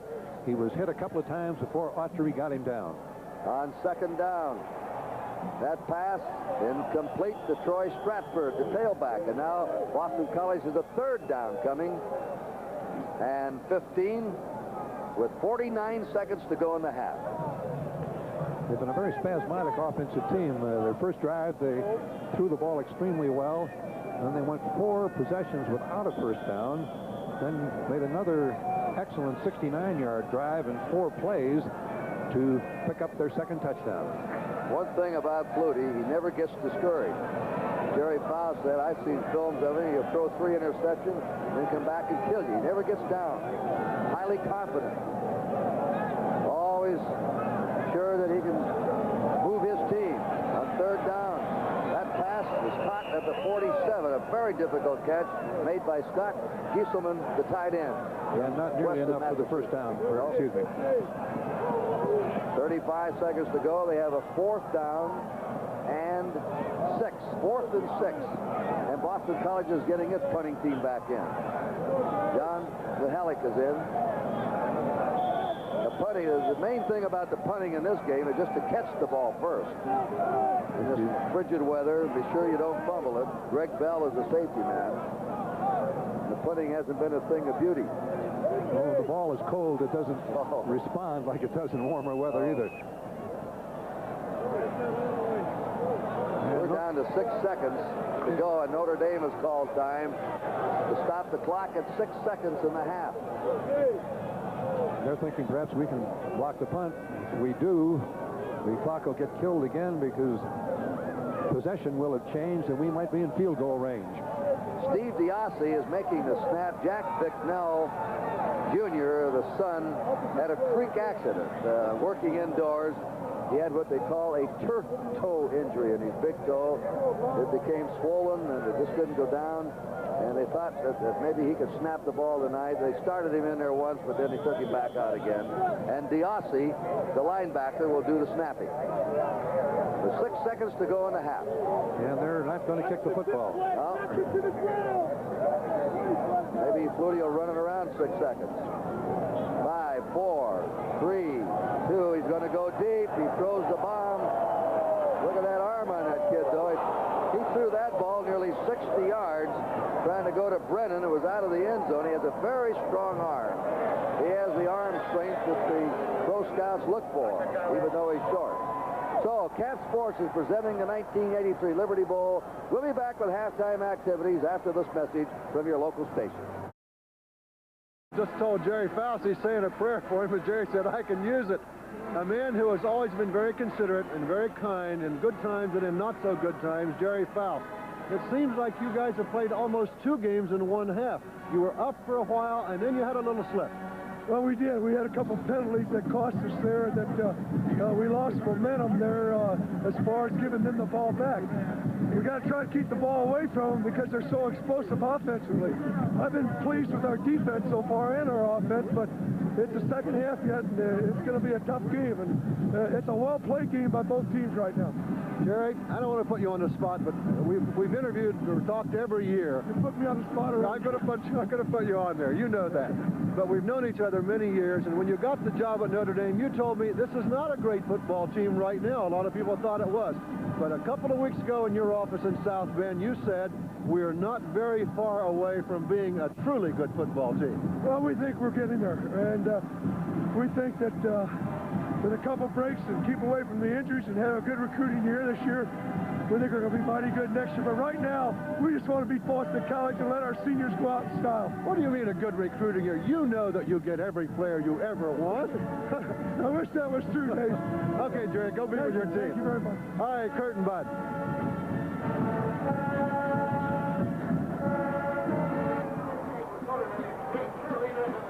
19-12 12. A quick word, Bud, about this first half. Well, Boston College has been very inconsistent, Kurt. The Notre Dame defense has done an excellent job of rushing him and done a good job covering. The first time they got the football, it looked like they were going to really be able to move it consistently, but then they went 4 possessions without a single first down. Finally had a 4-play offense for a touchdown, but then inconsistent again. Combination of inconsistent throwing, inconsistent receiving, coupled with good defense by Notre Dame. That's Bud Wilkinson working with me tonight. This game under the auspices of the National Collegiate Athletic Association. And while the Notre Dame band performs on the field, we'll hear these messages from the NCAA. Football teams here from South Bend, where, by the way, it's 2 degrees tonight, about 10 degrees above zero here, and so is the Notre Dame Fighting Irish Band.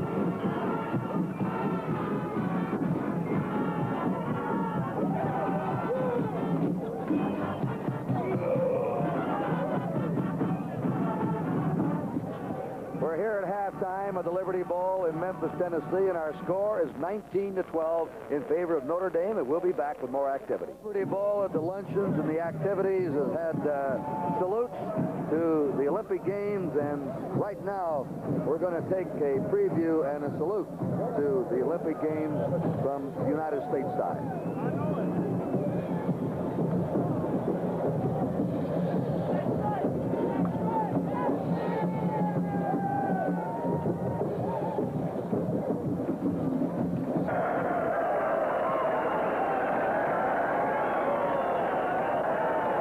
Is leading Boston College 19-12. The Boston College's band's on the field, and let's give them a listen.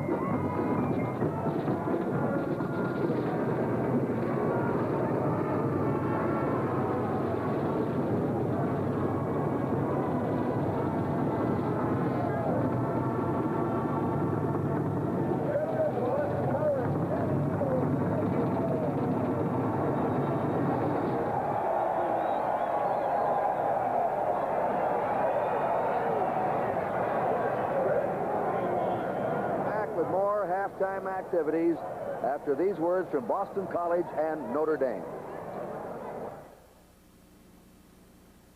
At the University of Notre Dame, crickets and wind tunnels have something in common. Both are important tools in research, the discovery of new knowledge.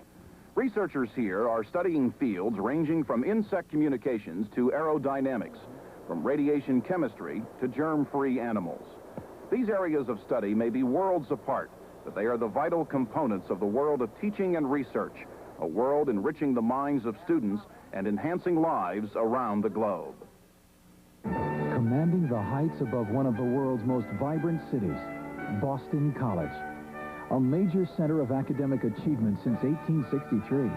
Today, a distinguished faculty instills Jesuit standards of excellence in a university community of 14,000 graduate and undergraduate students from around the globe. Living its motto, ever to excel, Boston College takes pride in an academic tradition that prepares students for a challenging future. Now let's go down to the field here. We're at halftime of the 25th Liberty Bowl game. Notre Dame's ahead of Boston College, 19-12, and it's the Olympic ceremony. Ladies and gentlemen, the eyes of the world will be focused on the United States in only a few months as the games of the 23rd Olympiad open in Los Angeles, California. Tonight at the Liberty Bowl, the silver anniversary, we toast this great international event with our own salute to the young men and women who will represent the United States of America in the 1984 Olympics in Los Angeles. May I present your hostess for this Olympic salute, ladies and gentlemen, the lovely Miss America, Vanessa Williams. Thank you. I'm so excited because the Olympics are coming to the United States. And here at Memphis, we are the first major sports event to be able to light our torch and wave our flag for our young Americans who are competing against other athletes from dozens of countries.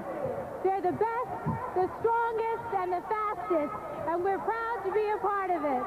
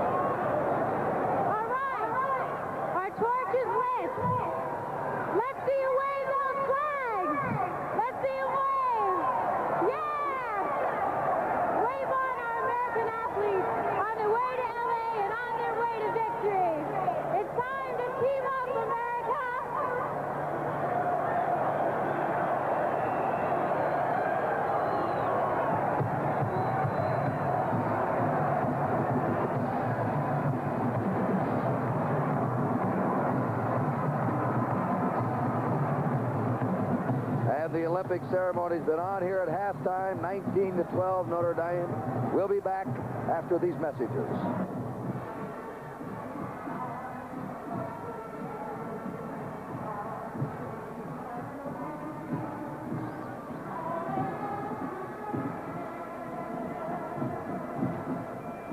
We're back here at halftime at the Liberty Bowl in Memphis, Tennessee.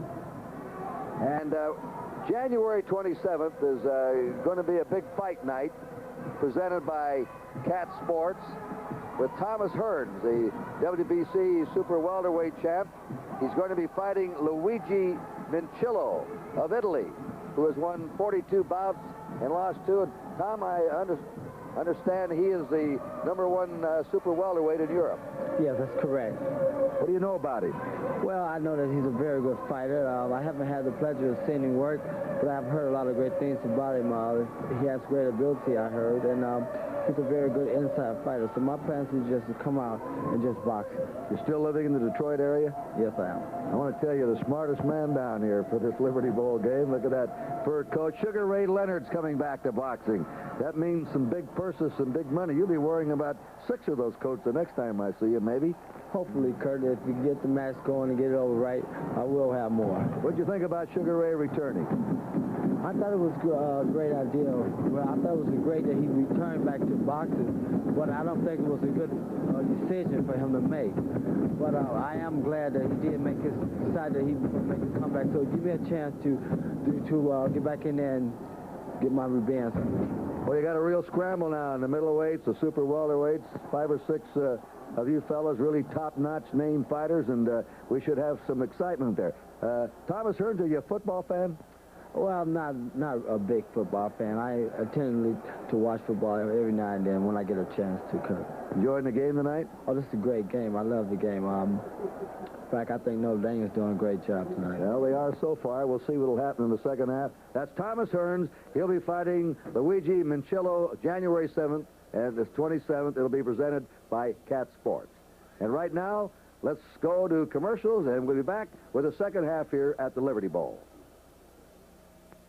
The 25th Annual Liberty Bowl is brought to you by... We're here at the end of the halftime activities, and the score is Notre Dame 19, Boston College 12.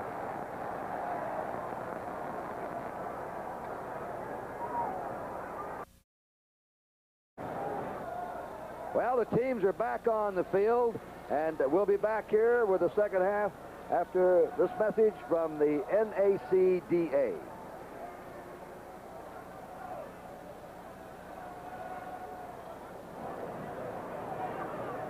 Boston College in the dark, Cardinal jerseys. Notre Dame in white spreading out to receive. Very quickly, the rushing yardage is in favor of Notre Dame. The first half statistics about like we expected. Notre Dame 117 yards rushing, 70 passing. Boston College, on the other hand, 142 yards throwing the ball. Flutie was 21 attempts, 6 completions, and 1 interception. And the important statistic, of course, is what Notre Dame hoped to do if you look at the time of possession, the last line. 19 minutes and 49 seconds for Notre Dame against 10 and 11. Waldron's kick. Greg Bell has it. He slips and falls on the Notre Dame 24-yard line.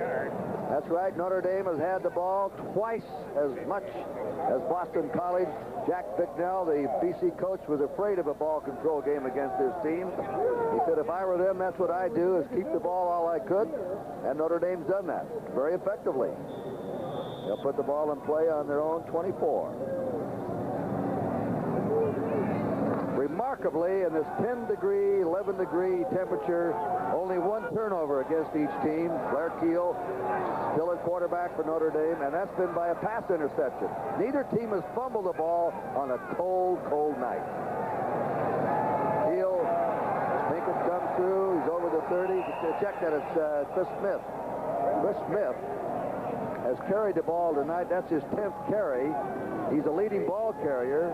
Big upset in this game. Everybody thought Stratford or Pinkett would be the leading ball carrier, but the Notre Dame fullback is the top ball carrier in the game. And that little counter fake that he made had the 2 linebackers, Diassi and Jaffney, take a step in the wrong direction. They couldn't get back quickly enough to keep them from picking up the 9-yard gain. Second down and a yard to go.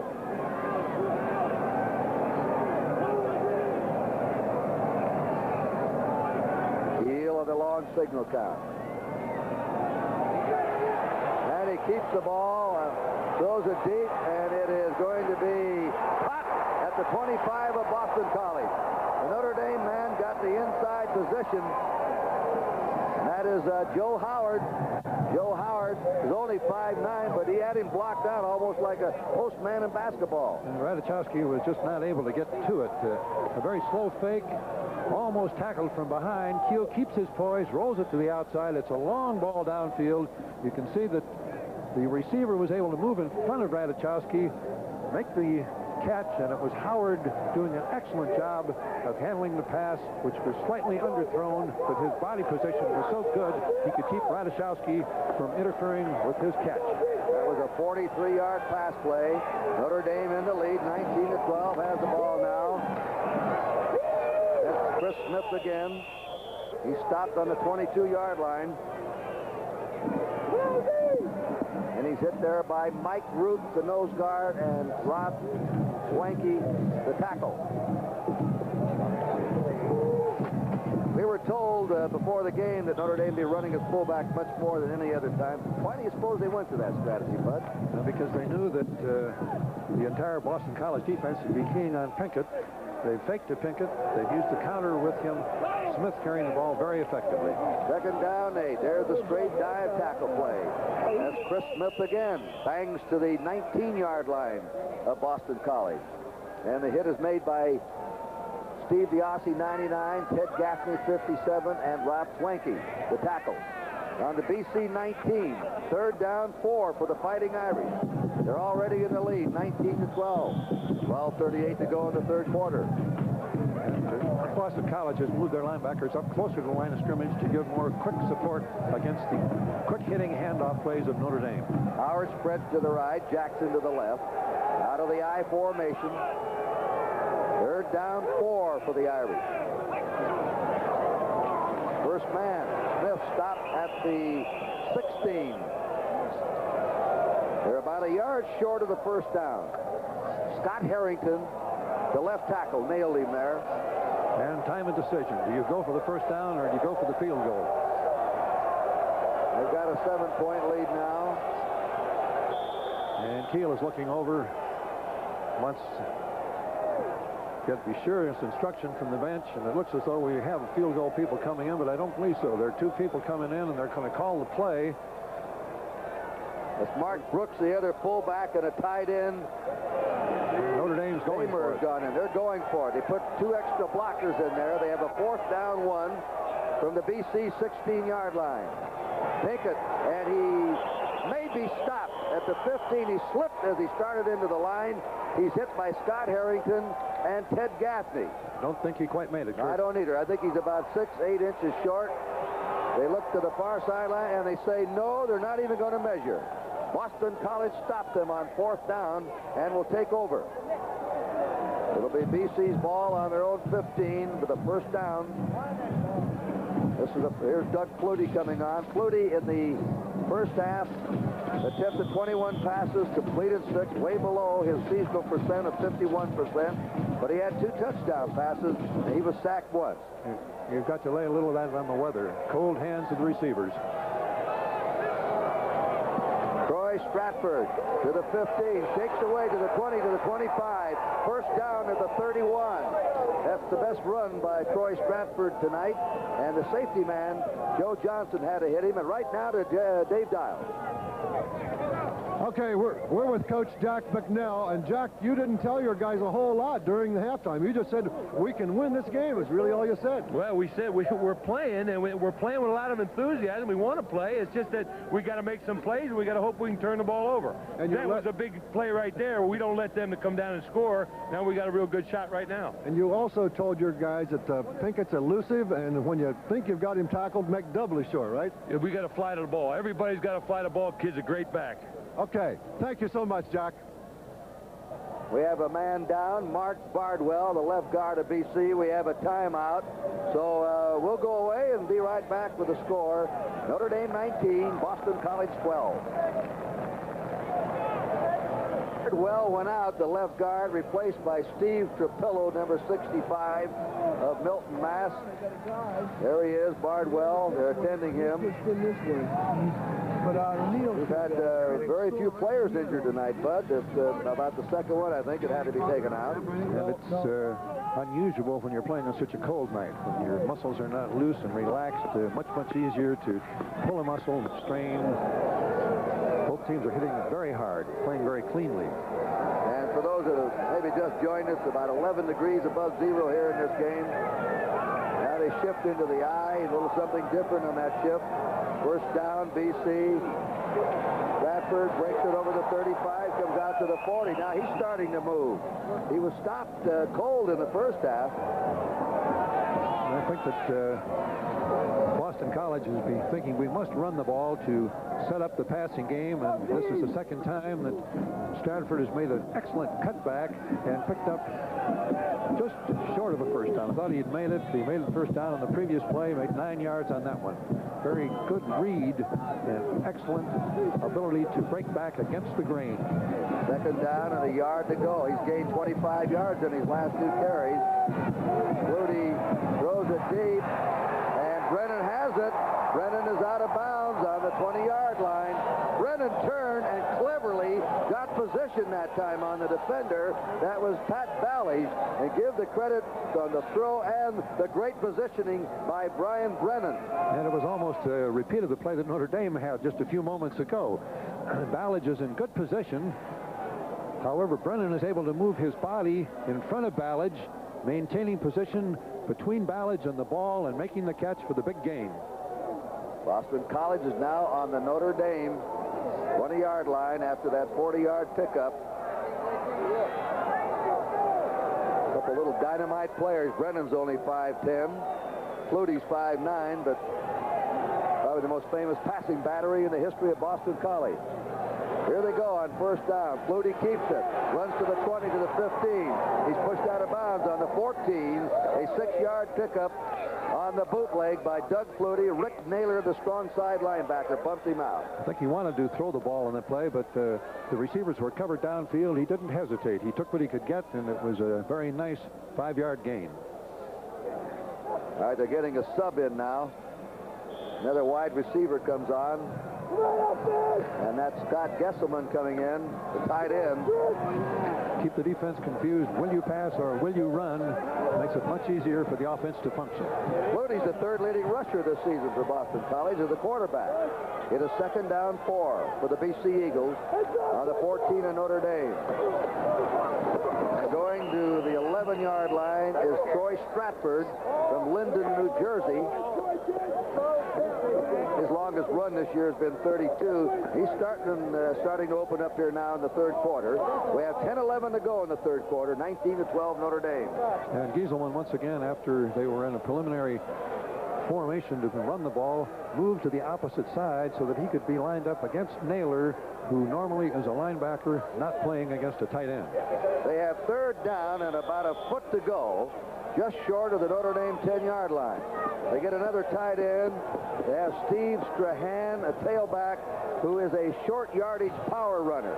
He's in there in place of Stratford. With Biestick, the fullback, as the up back. They need a foot. Strahan makes it. He dives over the 10. They would appear to make it, but maybe they'll measure. Mike Griffin, the tackle, made the hit for Notre Dame. He's a 2nd string tackle, playing behind John Autry. It's a very tough play by Krzanek, who comes up. He's untouched. He moves in. He's able to knock the ball carrier down.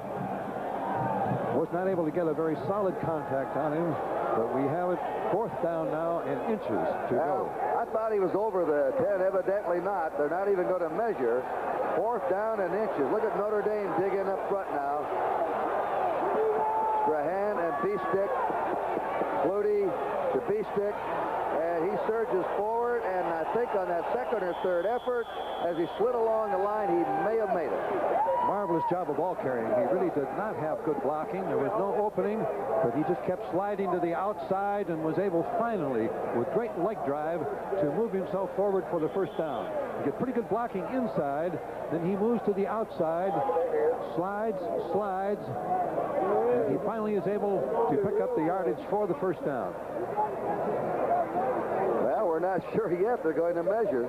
I thought I saw him well across that 10-yard line. I thought, the marker was just about on the 10, but makes it exciting, and those people need some exercise on a cold night anyway. BC has it, but just barely. It is over the 10-yard line, and that's where the yardstick was. I was surprised he didn't measure the time before, but it was that close. I thought they would also. Where the officials mark the ball is so vitally important on first down, second down, and then they all get very serious about it when it's third down and short or fourth and short. Now the first downs are 11-10 in favor of Notre Dame. Notre Dame leads in the score, 19-12, 9 minutes to go in the third quarter. And here is the first and goal to go for BC on the Notre Dame 10. As they mingle around trying to fool Notre Dame, Flutie is being chased. He scrambles, he throws on the run, and he has the pass completed at the 5-yard line. And he hits Phelan, Gerard Phelan out there, who caught a 28-yard touchdown pass earlier. And that was a great example of Flutie's skill. It was a straight bootleg, no one blocking on the outside men of Notre Dame. He was quick enough to get to the outside. They recovered very well. Being off balance, moving into his left, he still put the ball right on target to Phelan. Second down, 5 to go for a BC touchdown. A slot right with the I formation.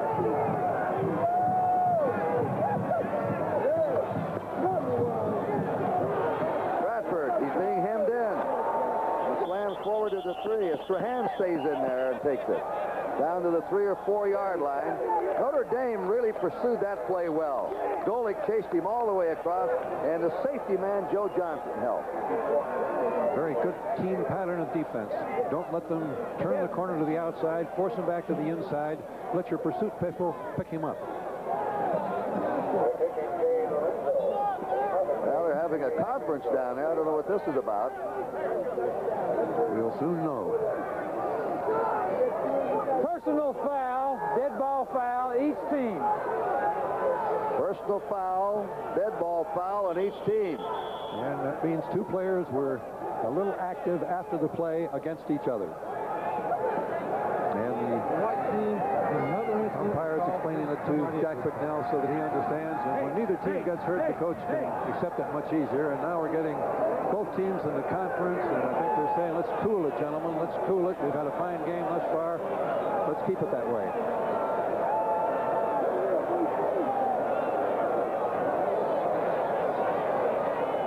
I wish we could hear him.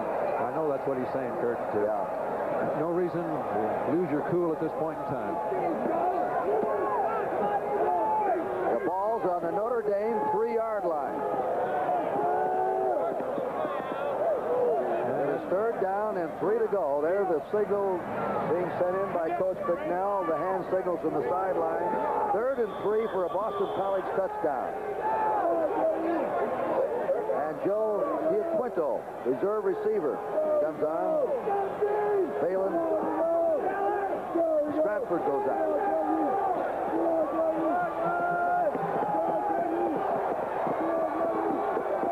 Third down, 3.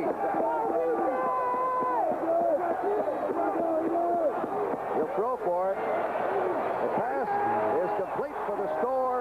The tight end got it. Scott Gieselman, number 83. Gieselman makes the catch. Fine march by Boston College as they swept down the field. And now they're behind 19-18. And Gieselman does a great job. This was the last play I thought they'd call. Flutie drops absolutely right straight back. The crossing pattern by Gieselman. He's wide open across the field. Excellent throw, right on target. But again, I thought it would be some kind of a bootleg where they'd ask the Notre Dame people to adjust to Flutie's movement. The crossing pattern, Gieselman wide open. They're within 1 point of a tie.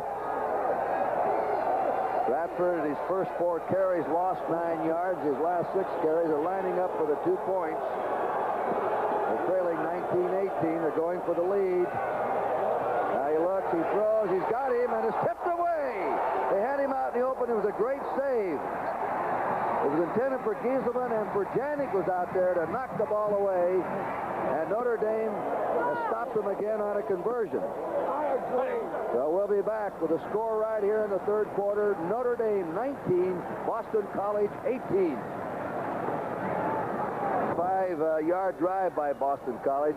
Here's another angle on the touchdown pass to the tight end. And you can see Flutie stumble again as he goes back. However, he recovers his poise nicely, gets the ball out there. It's a little bit too long, but it was tipped.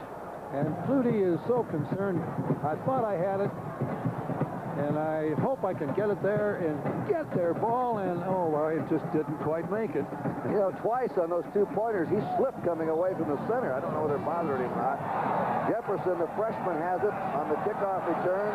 Comes through, is up to the 30. He broke one for 91 yards this year, and is finally down along his 30 or 31-yard line by Brian Waldron, the man that did the kicking off. Notre Dame's ball, first down now. I don't think that Boston College is necessarily trying to go with the 2 points because they were trying to get ahead. They haven't had very good field goal or extra point kicking. I think they thought their odds were better to get the 2 points than to miss the kick. Keel, Smith, Pinkett lined up in the eye. First down, Notre Dame on their 30. Miller coming in motion. Pinkett takes the toss. This is what he likes. He's at the 35. He's at the 40. 45 and up to the 48. Over the ball out of bounds, but he picks up the first down. About 50% of the time, they like to make that toss to Pinkett and get him outside. He's been very effective all year, and they had a marvelous block from the freshman receiver, Elvin Miller, number 17. And I think that's the first time, Kurt, that he's really turned the corner on the sweep. He's made a lot of yardage, but it's been starting wide, then finding that gap inside, breaking it up inside. That time he was able to turn the corner. They're on the 50-yard line now with the first down. Pinkett has 77 yards rushing. He has it again. There they look at him. He broke away from 2, but they finally got him at the 48. But it took 3 hits to bring him down, and David Pereira, the strong safety, was the man that nailed him. It'll be 2nd down, 8 for Notre Dame on the BC 48. In the first half, Yossi and Gaffney were playing about 6 yards from the line of scrimmage. Notre Dame was able to run the ball because their support was not quick enough. They've moved up now to about 4.5 yards, as you could see. They're supporting quicker and were able to be in on the tackle, even though Pinkett made 2 men miss. 6.5 minutes to play in the 3rd quarter. 19-18 Notre Dame. That's the fullback, Chris Smith again, plowing over the 45 to the BC 42. Mike Ruth, the nose guard from Norristown, Pennsylvania, made the stop on him. And we'll have a 3rd down coming. And it's 3rd and short again. 3rd and 2, right.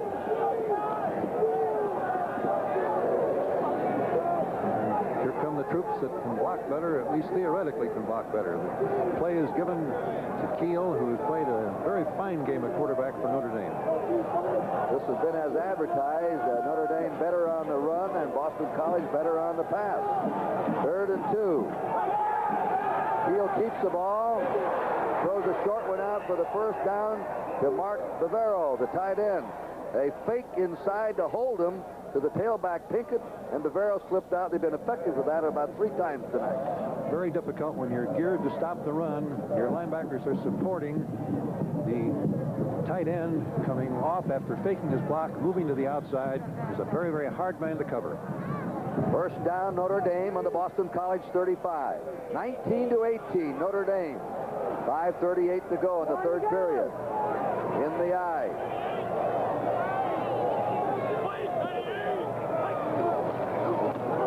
Smith, they stopped him cold that time. He may have had a half yard. Down there at the bottom of the pile, number 68, Mike Ruth, has been outstanding tonight. The nose guard, he's slow getting up. They may have to call a time for him. He's a man that they cannot afford to lose. Very strong, very quick. They have a knee or an upper leg injury. Trainer at Boston College attending him.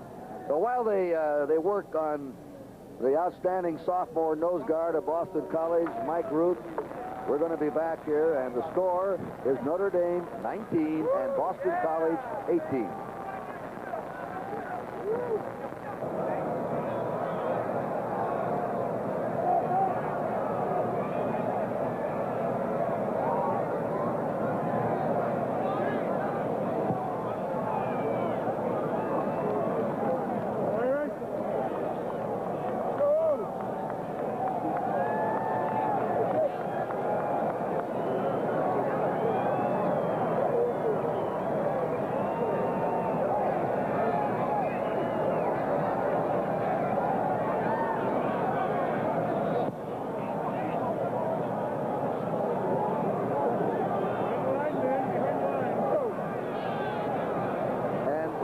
Has replaced him as nose guard.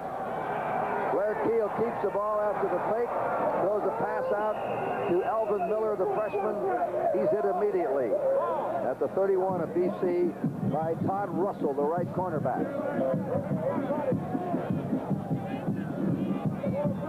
Here's the nose guard, Mike Ruth. The BC coaches think he's as good as anybody in America at that position, and he's only a sophomore. And you can see that it's an ankle problem, left ankle. Doesn't look to be too bad, and the trainers, doctors have moved it around just a little bit. Maybe it will recover, and he'll be able to come back and play. 3rd and 6 for Notre Dame in their single back setup. Keel throws a quick one, and it hits the back of the tight end, Bavaro. He had his back to the ball as he started down. That's one of those plays, Kurt, where Bavaro failed to read the fact that the linebackers were going to rush. Bavaro's supposed to break it to the inside. The linebackers do rush. Keel saw it. Bavaro didn't. Keel throws the ball. Bavaro should be breaking across to the inside where the linebackers came from.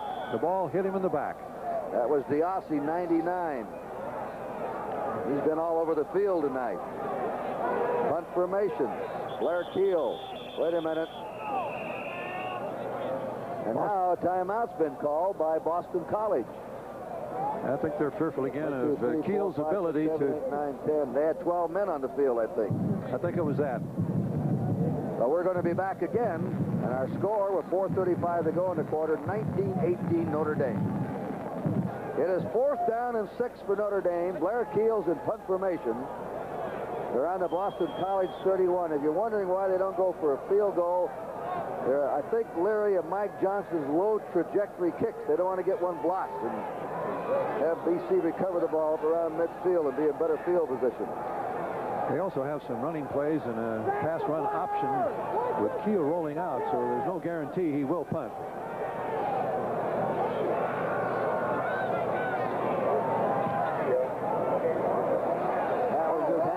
There, and he's hoping for the bounce. He's going to get a good bounce on this one. It's on the 1-yard line, and Boston College will be operating in very dangerous territory right now. Let's go down to Dave for a report on the injured player. All right, Kurt, I just spoke with trainer Randy Shroud, and he tells me that the injured player has a sprain to his left ankle. They're treating it now, and possibly he could come back to the game, but it's uncertain as of now. Thank you, Dale. And that's the nose guard of Boston College in a tower of strength tonight, Mike Ruth. And when Notre Dame gets that ball back again, they may go to work in the middle. That's the way you'd plan to run, because Ruth has been so tough all night. Test his back up and see how effective he can play. Well, they're right on their goal line, 1-yard line when Flutie puts them in. Neither team's fumbled the ball away tonight. And that's a near safety. Not quite. The hit by Mike Griffin on Bob Beestick, the fullback from Meriden, Connecticut, senior. Trap play up the middle, and the trap failed to work as Notre Dame converged everyone to the inside.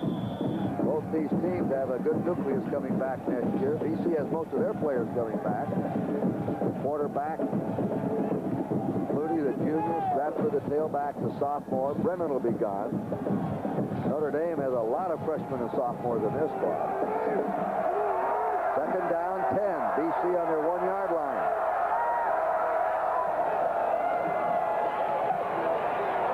And they're ganged up on again.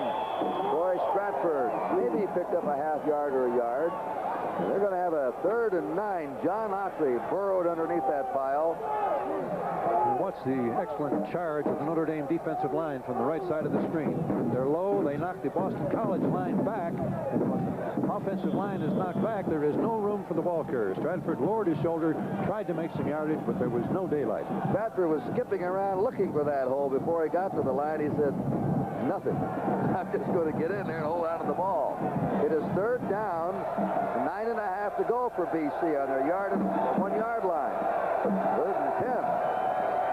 Flutie will throw out of the end zone. He shoots it. It's complete and out of bounds on the 17. Ryan Brennan caught that ball. Pat Ballage was there, but it should be a 1st down. Boston College, and a big 1st down for him. And Brennan made Ballage back up to protect against the deep throw, then gave it the quick break to the outside. The timing of Flutie's pass was perfect. There's a statistic for Flutie. He's thrown 3 touchdown passes in the game. He hasn't had a high percentage record.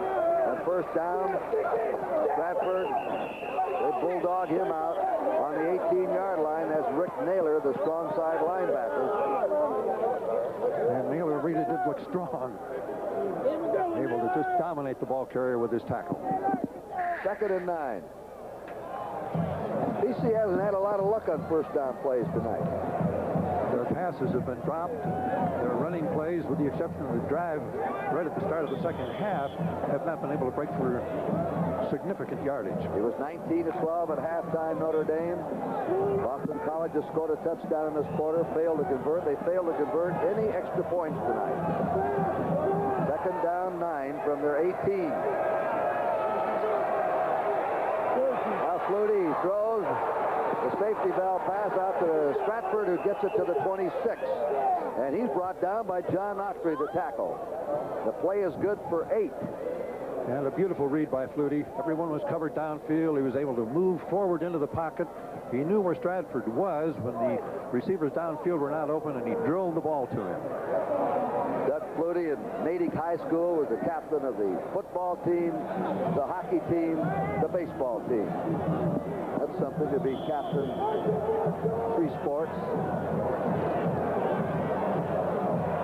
He's heard all of his life. You're too small. You can't do it. You can't do it. You can't do it. And all he does is do it. He's now hit 5 passes in a row. Unbalanced line. This is 3rd and a short yard. Stratford is trying to wriggle for it, and I don't know.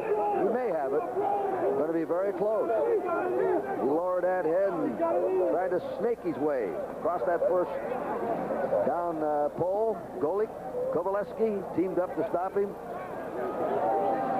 The movement to the unbalanced line forced Notre Dame to overshift with them, but they did an excellent job of it.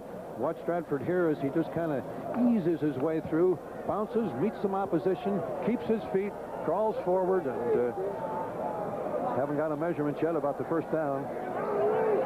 The officials are discussing it, looking at it. We have Pat Ballage down, Bud, the weak side cornerback from Pueblo, Colorado. His brother Howard played at Colorado U, and he's a cousin of Don Baylor, the Major League Baseball player. Pat Ballage being helped off. He led the secondary in tackles. He's a soft. And we did get the 1st down on the play. So now Boston College is on their 27-yard line. They're trailing 19-18 with 1:38 to go in the 3rd quarter. Troy Wilson has replaced Ballage as cornerback for Notre Dame. Flutie brings him up in the eye.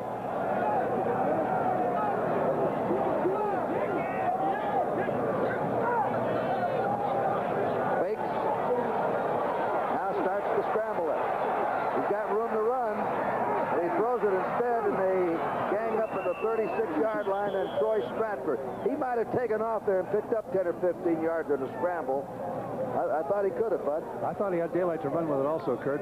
But, he saw his receiver was open and dropped the ball in there. Stratford, if he'd broken the tackle, might have made a big gain too, but he was unable to do so.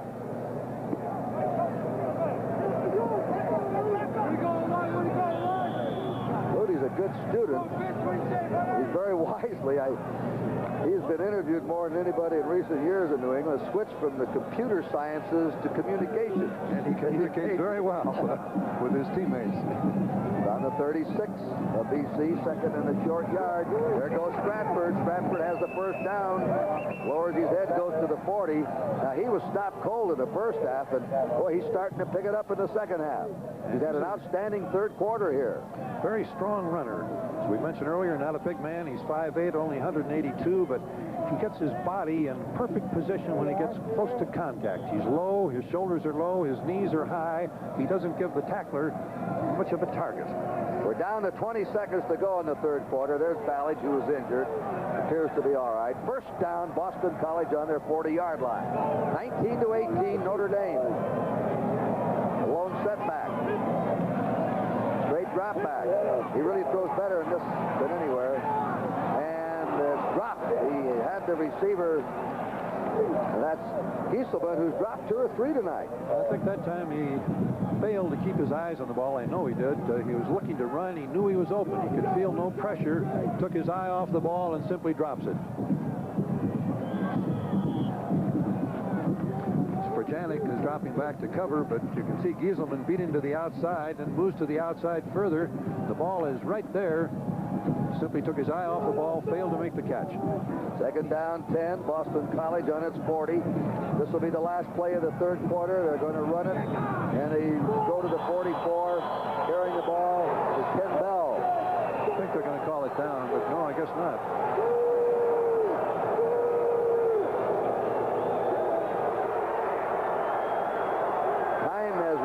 For the third period.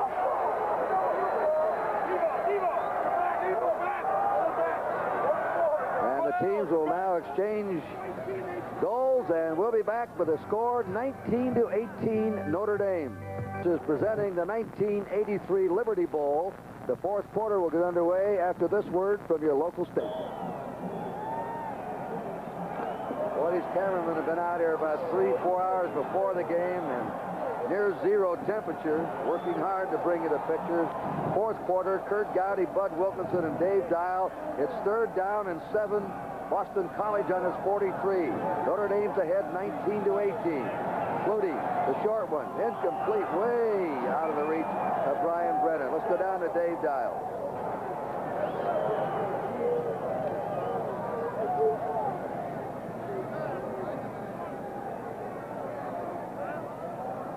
Well, evidently we have a little technical problems. The third quarter, Kurt, Boston College changed the time of possession. They had the ball 8 minutes and 26 seconds. Notre Dame, 6 minutes 34. John Halleck in punt formation. It's a low kick away, bounding around, and it's going to be touched by a BC player on the 32-yard line of Notre Dame. And now, before Notre Dame takes over with their first possession of the fourth quarter, we'll tell you the score, 19-18 Notre Dame.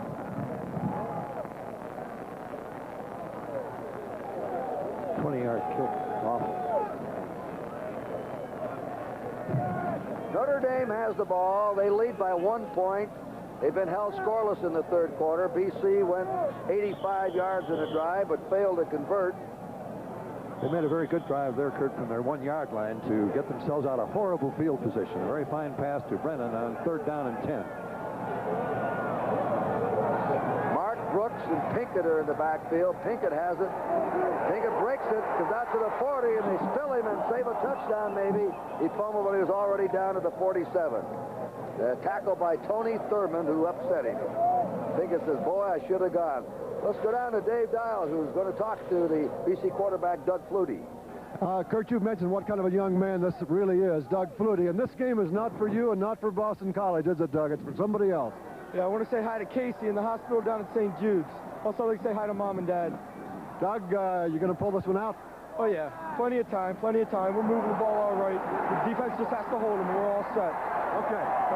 That was Mark Brooks, the fullback. The fullbacks have been effective. He's only played 4 or 5 plays in the game, but that's a big one. He played under Jerry Faust at Moeller High School in Cincinnati. And now suddenly Notre Dame has moved from its 32-yard line to the Boston College 30.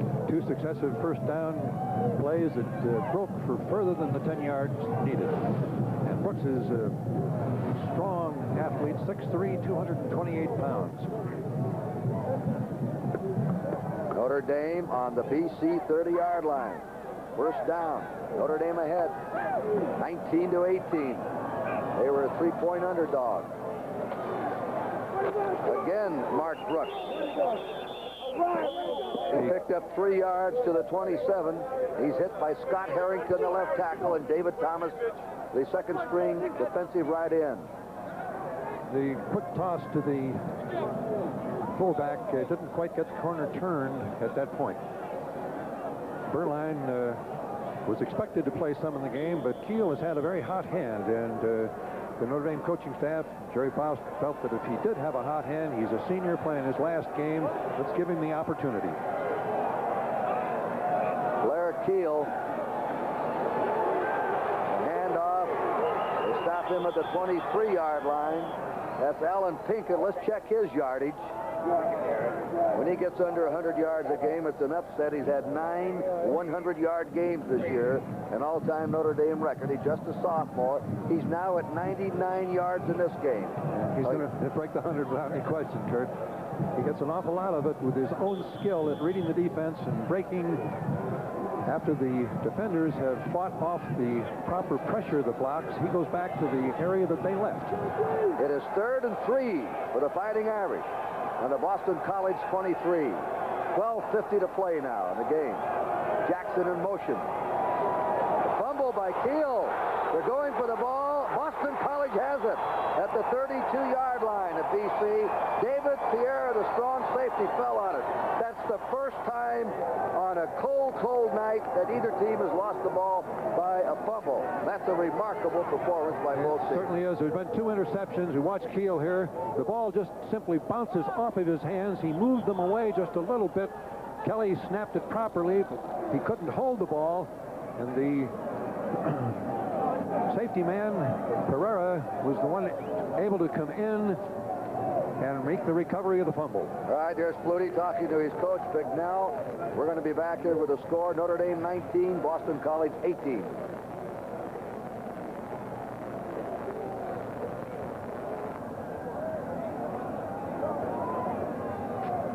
That's me right there.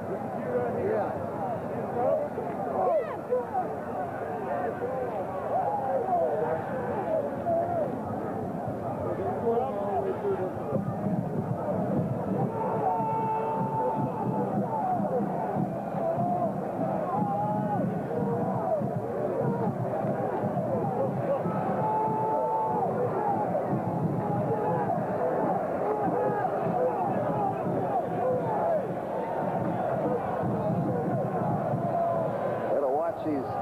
Brennan's in there. Phelan. Stratford. This is a key drive.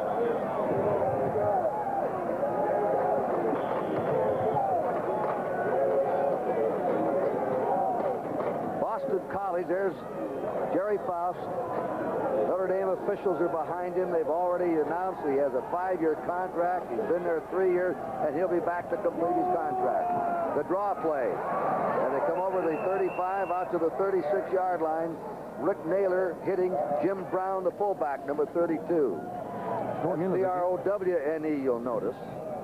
Going into the game, Boston College, Kurt, felt that they would throw a lot of screen passes. They have used the draw to cut down on the rush, but they haven't thrown any screens. Perhaps they will as we move here into the dying moments of the fourth quarter. There are the stats. Second down 4. Boston College on their 37. They're trailing by 1 point. 12 minutes to play. Gieselman goes tight end left. Stratford on the pitch. Not much room, but he makes it. He comes over the 40. Very close to the first down at the Boston College 41. Troy Stratford. Well, he's had a good second half. Very good block by Gieselman, the tight end, that Picked time. Up 5 that time. He has 54 yards now. About all of them in the second half. We're getting the measurement here. He had 136 yards, Bud, in the second one-half against Clemson. That's quite a performance. That Clemson is one of the great teams, too. Yeah, the BC tied them year before last, beat them this year, and I think Clemson lost only 2 games the last 3 years. And they have the sticks and have a first down. And a first down by running helped set up Flutie's passes as we have a very important drive this time for Boston College. There's still plenty of time, 11 minutes, 39 seconds, but this is a key drive. You think Flutie's confident when Dave asked him, you going to pull a time? Yeah, I love it. I really do. No question at all. Why'd you even ask? Why don't you even ask me? First down, Boston College. That's Brennan, quarterback, throws the ball, and it is incomplete. Brennan was a high school quarterback, maybe intercepted by Notre Dame. Stacy Turan. It was intended for Gerard Phelan, and it is intercepted by Turan. Brennan, that's their end around or their flanker reverse that he throws the ball. He was a high school quarterback in Michigan. He didn't really run it hard. You can see him kind of floating a little bit. Then he ran a few steps. Then he forced the play. His receiver is not open. The interception is made very cleanly. Turan doing a good job of not being drawn up by the running fake. So Notre Dame has it back. Each team with 2 turnovers now. And our score again is 19-18, the Fighting Irish. He's gone all the way tonight, the senior quarterback. He has attempted more passes than any quarterback in Notre Dame history now, 624. He has started 30 games for Notre Dame in his career, counting tonight's Liberty Bowl game. First down, 25-yard line of Notre Dame. The Irish in possession, trying to protect the 1-point lead. The rollout by Keel. And in the seam is his receiver, Jackson. He hits him. And he's got him at the 36-yard line for a first down. Milt Jackson, the sophomore from Fairfield, Iowa. Steve Diassi and David Ferreira made the tackle. And the running fake has been effective for Notre Dame all evening. Pickett has run the ball effectively, so the fullbacks, Smith and Brooks, when they come over the ball, either one of them, it freezes the linebackers long enough to give the receivers time to be open. First down, Notre Dame on their 36. They have the lone setback. That's the fullback, Smith. He's over the 40, 45. He's still going at the 50. First down in the BC territory at the Boston College 49. This is his best game career-wise ever on the ground. He's getting close to 100 yards. Chris Smith from Cincinnati. And you can see the lineman pulling Snell and Williams. He cuts back inside of their blocks, lowers his shoulder, breaks through the tackles of the defensive secondary, and finally is pulled down after the first down run. He has 99 yards rushing. Pinkett has 99 yards rushing. The Notre Dame probably is going to end up with a couple of 100-yard rushers in this game. That's how effective their ground game has been. They're ahead 19-18, 10:25 to go. Keel will throw it on first down. Now it goes to Miller, the freshman. And Miller's pushed out of bounds on the 36. Todd Russell, the cornerback, took him out. That's just a little control pass. Out there, drive the cornerback back, come back, get the ball. Very effective. And Notre Dame has had 3 snaps and 3 first downs on this drive. That gives them the ball on the Boston College 36. They started on their own 25. They went 11 yards to their 36. Then Smith broke it to the Boston College 49 for a 15-yard gain. And now this pass good for 12 yards. Out of the I formation. Miller in motion. Pinkett, 35. Squirms over the 30, gets to the 29. He's over 100 yards in the game. That's his 10th 100-yard game of the season. And I think before he's through, he'll be the most prolific rusher in the history of Notre Dame. He's got that ability to pick up the extra 4 or 5 yards after he's very solidly hit. Hey, we're talking about the 4 horsemen, too. I know that. 24, Layden, Crowley, Miller, Stuhldreher. We're talking about a great back. Marchie Sports, Newt Rockney's... Creighton Miller, you can't forget him. Creighton Miller, Gary Brennan. to the 26-yard line of Boston College. Notre Dame grinding it out now. 9:30 to go. They're ahead 19-18. This drive started on the Notre Dame 25. That was Chris Smith who carried, and he should be over 100 yards. And we come in one more third and short. Boston College has been effective against short yardage plays most of the evening. Keel says inches. Inches sometimes stretch. They have a third down and about a foot to go. 101 yards for Chris Smith, 106 yards for Alan Pinkett. 200-yard rushes for Notre Dame tonight. Power I formation. There's Pinkett. Guys, I think he just made it. He's over. First down Notre Dame on the Boston College 24. Good lead blocking by the two up backs and good line takeoff by the Notre Dame front seven. If Boston College loses this game, unless Notre Dame scores here, those extra points are going to haunt them. Each team has scored 3 touchdowns. We've had only 1 point converted tonight. The two Notre Dame misses were excellent block plays by Boston College. Their man simply broke through the protection to block the kick. First down Notre Dame on the BC 25. Keel will throw it. Down the middle it goes. And it is broken up. Scott Harrington broke it up. And he almost had it in the air high enough for the secondary to come in and make the interception. They were trying to get the ball to the fullback, Chris Smith. It is second down 10 for the Fighting Irish on the Boston College 25. We'll be seeing most of these players back next year for both schools. They should both have good teams. Keel on the dive tackle play. They run it to the 22. That's Chris Smith, the fullback. And that's one of the few times that the front line of Notre Dame has not been able to knock Boston College off the line of scrimmage. The Eagles were there protecting their territories.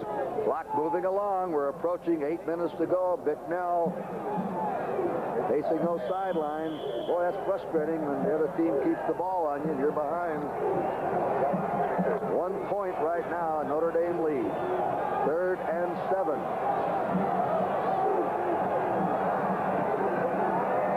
Split backfield.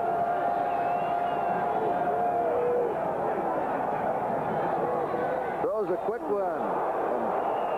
And laced there at the 20 is Mark Navarro, the tight end, hit by Tony Thurman. And at that time, the blitz was on again. Navarro ran the pattern he's supposed to run, but the secondary was up so quickly, they were able to hit him and stop him for a very short gain. Navarro now has 5 catches tonight. There's the quick toss by Keel.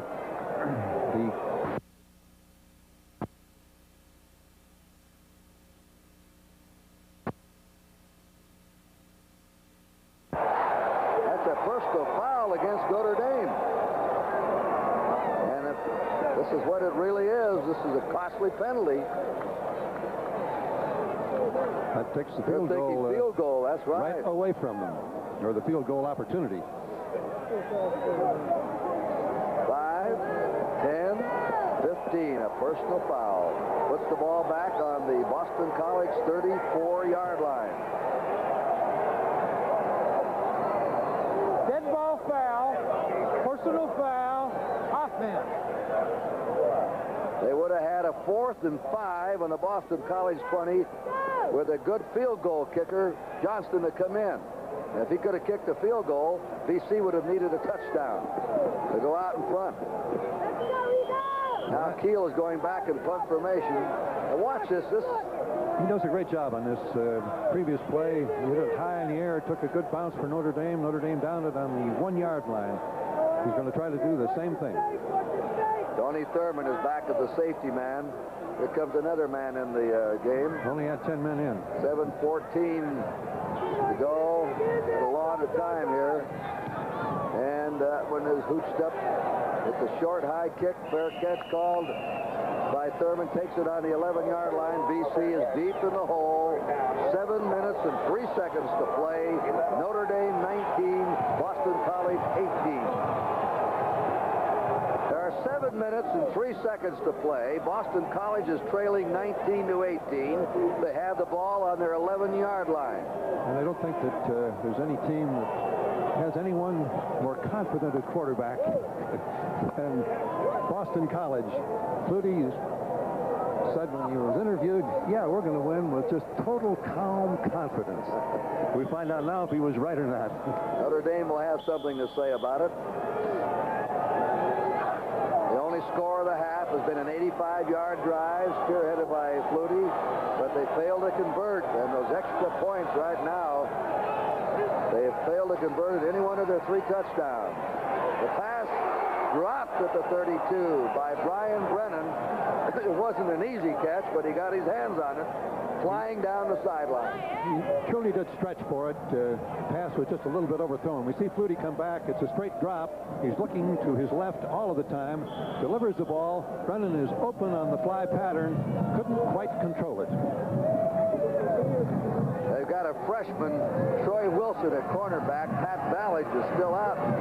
Maybe they're going to work on that freshman, number 12, Troy Wilson. Second down, 10 for Boston College from their 11-yard line. 6:58 to go in the game. Flutie moves into the scramble, throws the jump pass, short yardage to his 14-yard line. Gerard Phelan caught it. That was just a release to get out of trouble for Janik, Kovaleski, the 2 linebackers. Notre Dame has waffled him right there at the 14. Notre Dame has done a great job of containing Flutie. He's had time to throw the ball, but he's not really turned the corner very often. They've also done a great job of covering. See him here trying to get to the outside, then he knows he can't. He has to jump. He completes it, but only about a 4-yard gain on the play. Those linemen average around 6'4", 6'5" in height. A little bit shorter than the Celtics. Get their hands up there, and it's tough. Big third down play. Third down, 8.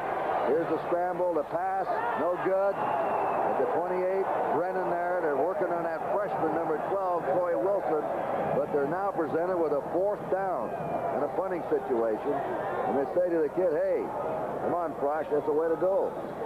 He did a good job of covering, and the passes were not quite on target. Cold night, difficult. We need a good kick this time, or Boston College needs a good kick from Mahalik. He is not been close to his average thus far tonight. Neither one has in this cold. This one's a low one, and he goes down, and Notre Dame has the ball at the Boston College 40-yard line. Greg Bell took it there. Bell limping a little bit. He broke his ankle and hasn't played since the 3rd or 4th game of the year. So we'll be back with timeout. It's 19-18 Notre Dame. There are the 200-yard runners in the game. Chris Smith, Alan Pinkett for Notre Dame. Bell and Pinkett did it against Michigan State earlier this year.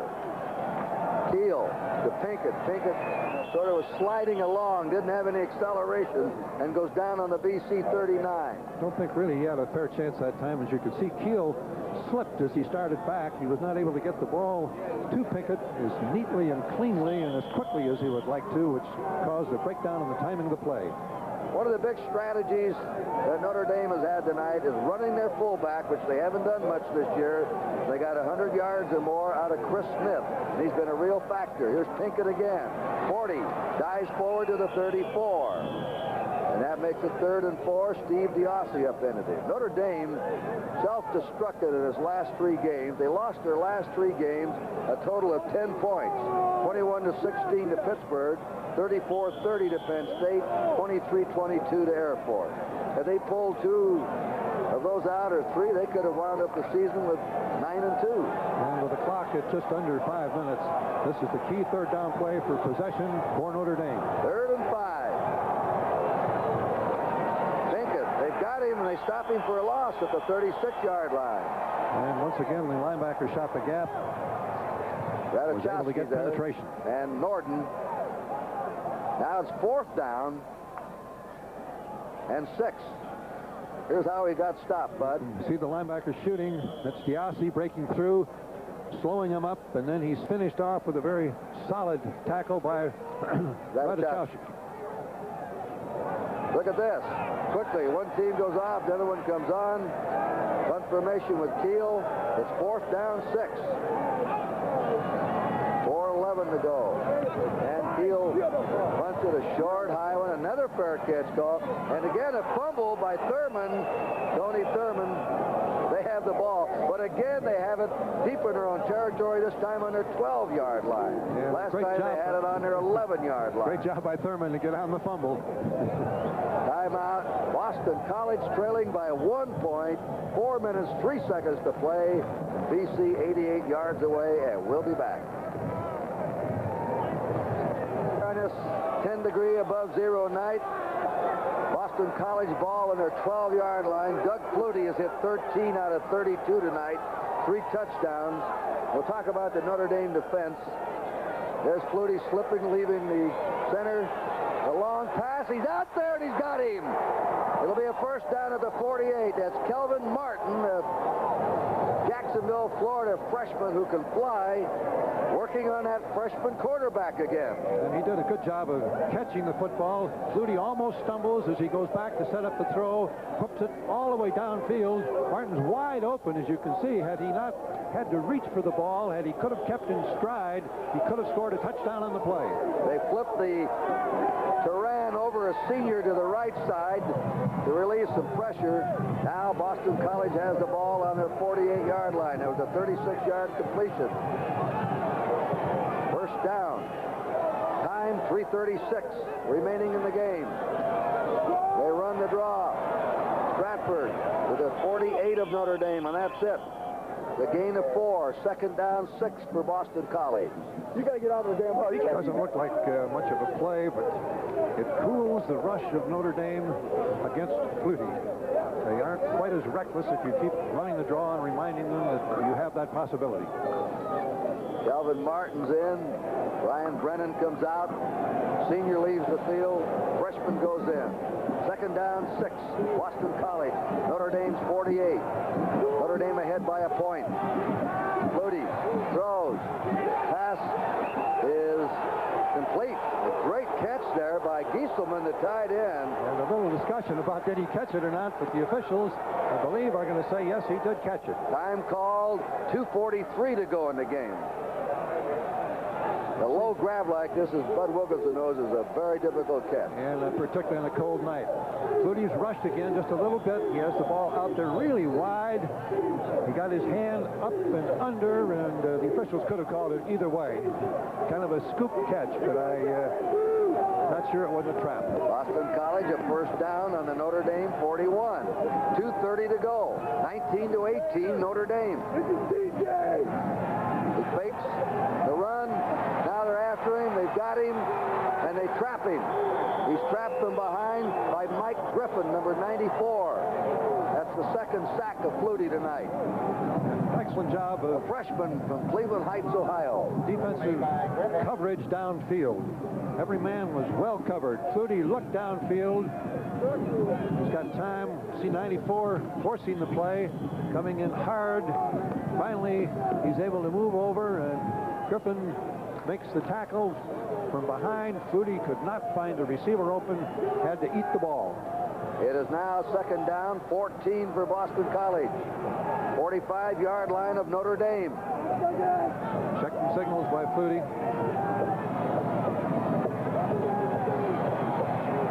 The pass is out there, and it's incomplete. It was knocked down by a lineman. Yep. Deflected by a lineman. Now it's 3rd and 14 with a minute 30 to go. And Golick, I think, was the man that made the deflection.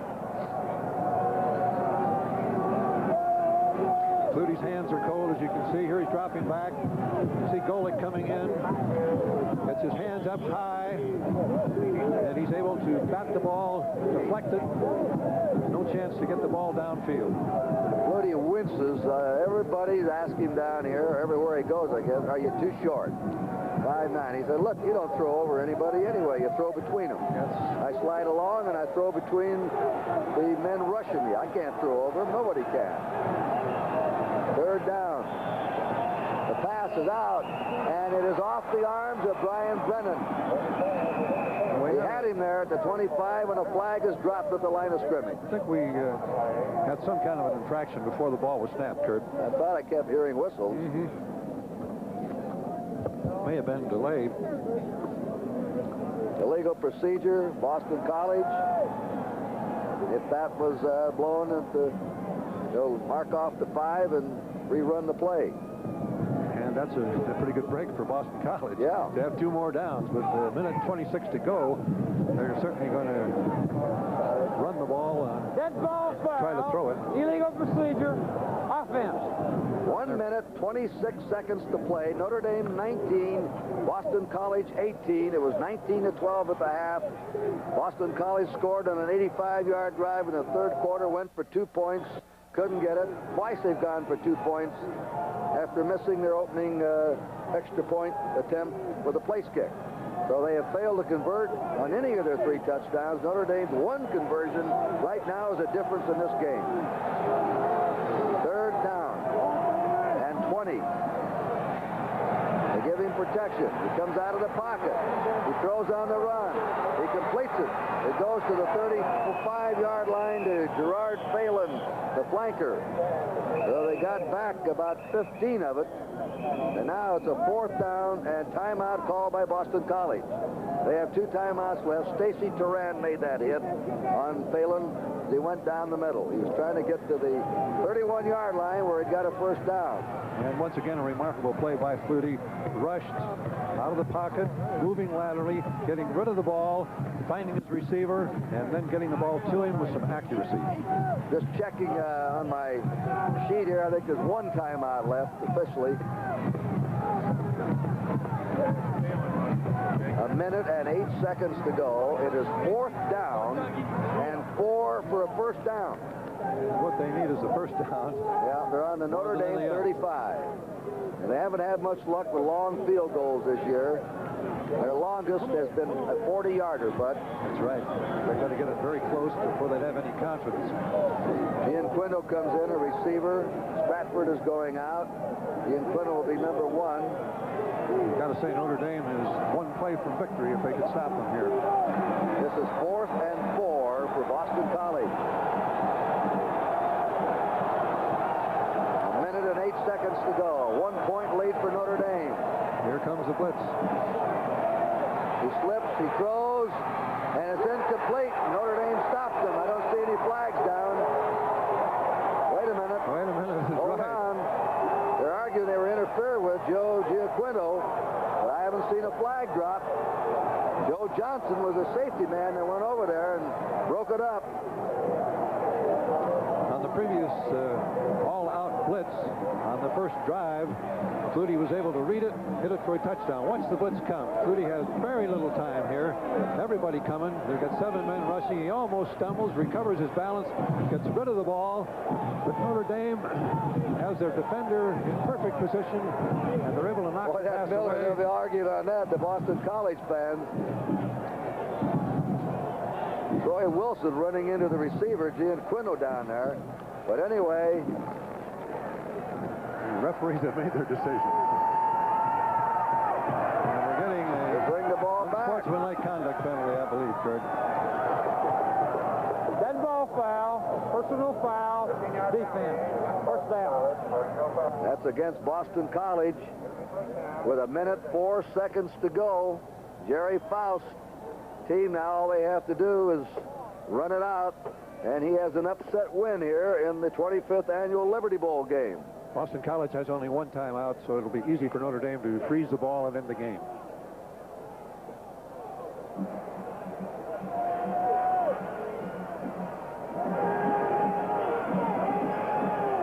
Down goes Keel. He's gone all the way tonight.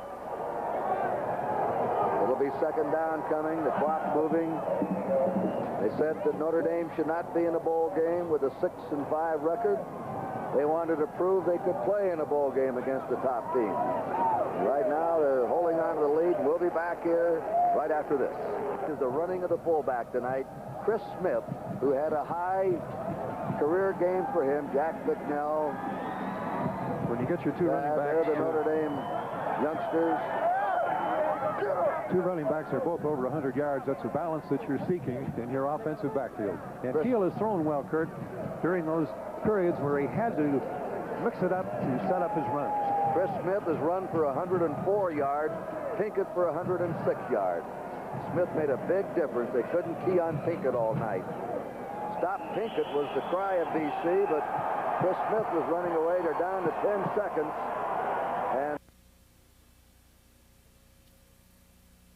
there it is. And Jerry Faust is breathing a lot easier tonight. He's been under tremendous pressure here. Jack Bicknell just signed a new contract. He's done a fantastic job at Boston College of starting their program really rolling. Two fine teams, Kurt, playing an excellent football game under very difficult weather conditions. We had only 2 turnovers on each team. The temperature was 11 degrees above zero, and they played hard. And I'll salute the fans who came out. Look at Faust, how happy he is. All right. Get the count. We're going to have this word now from our local stations, and then we're going to be back down on the field with some interviews with some of the personalities of this game. There's Jerry Faust getting the Liberty Bowl trophy.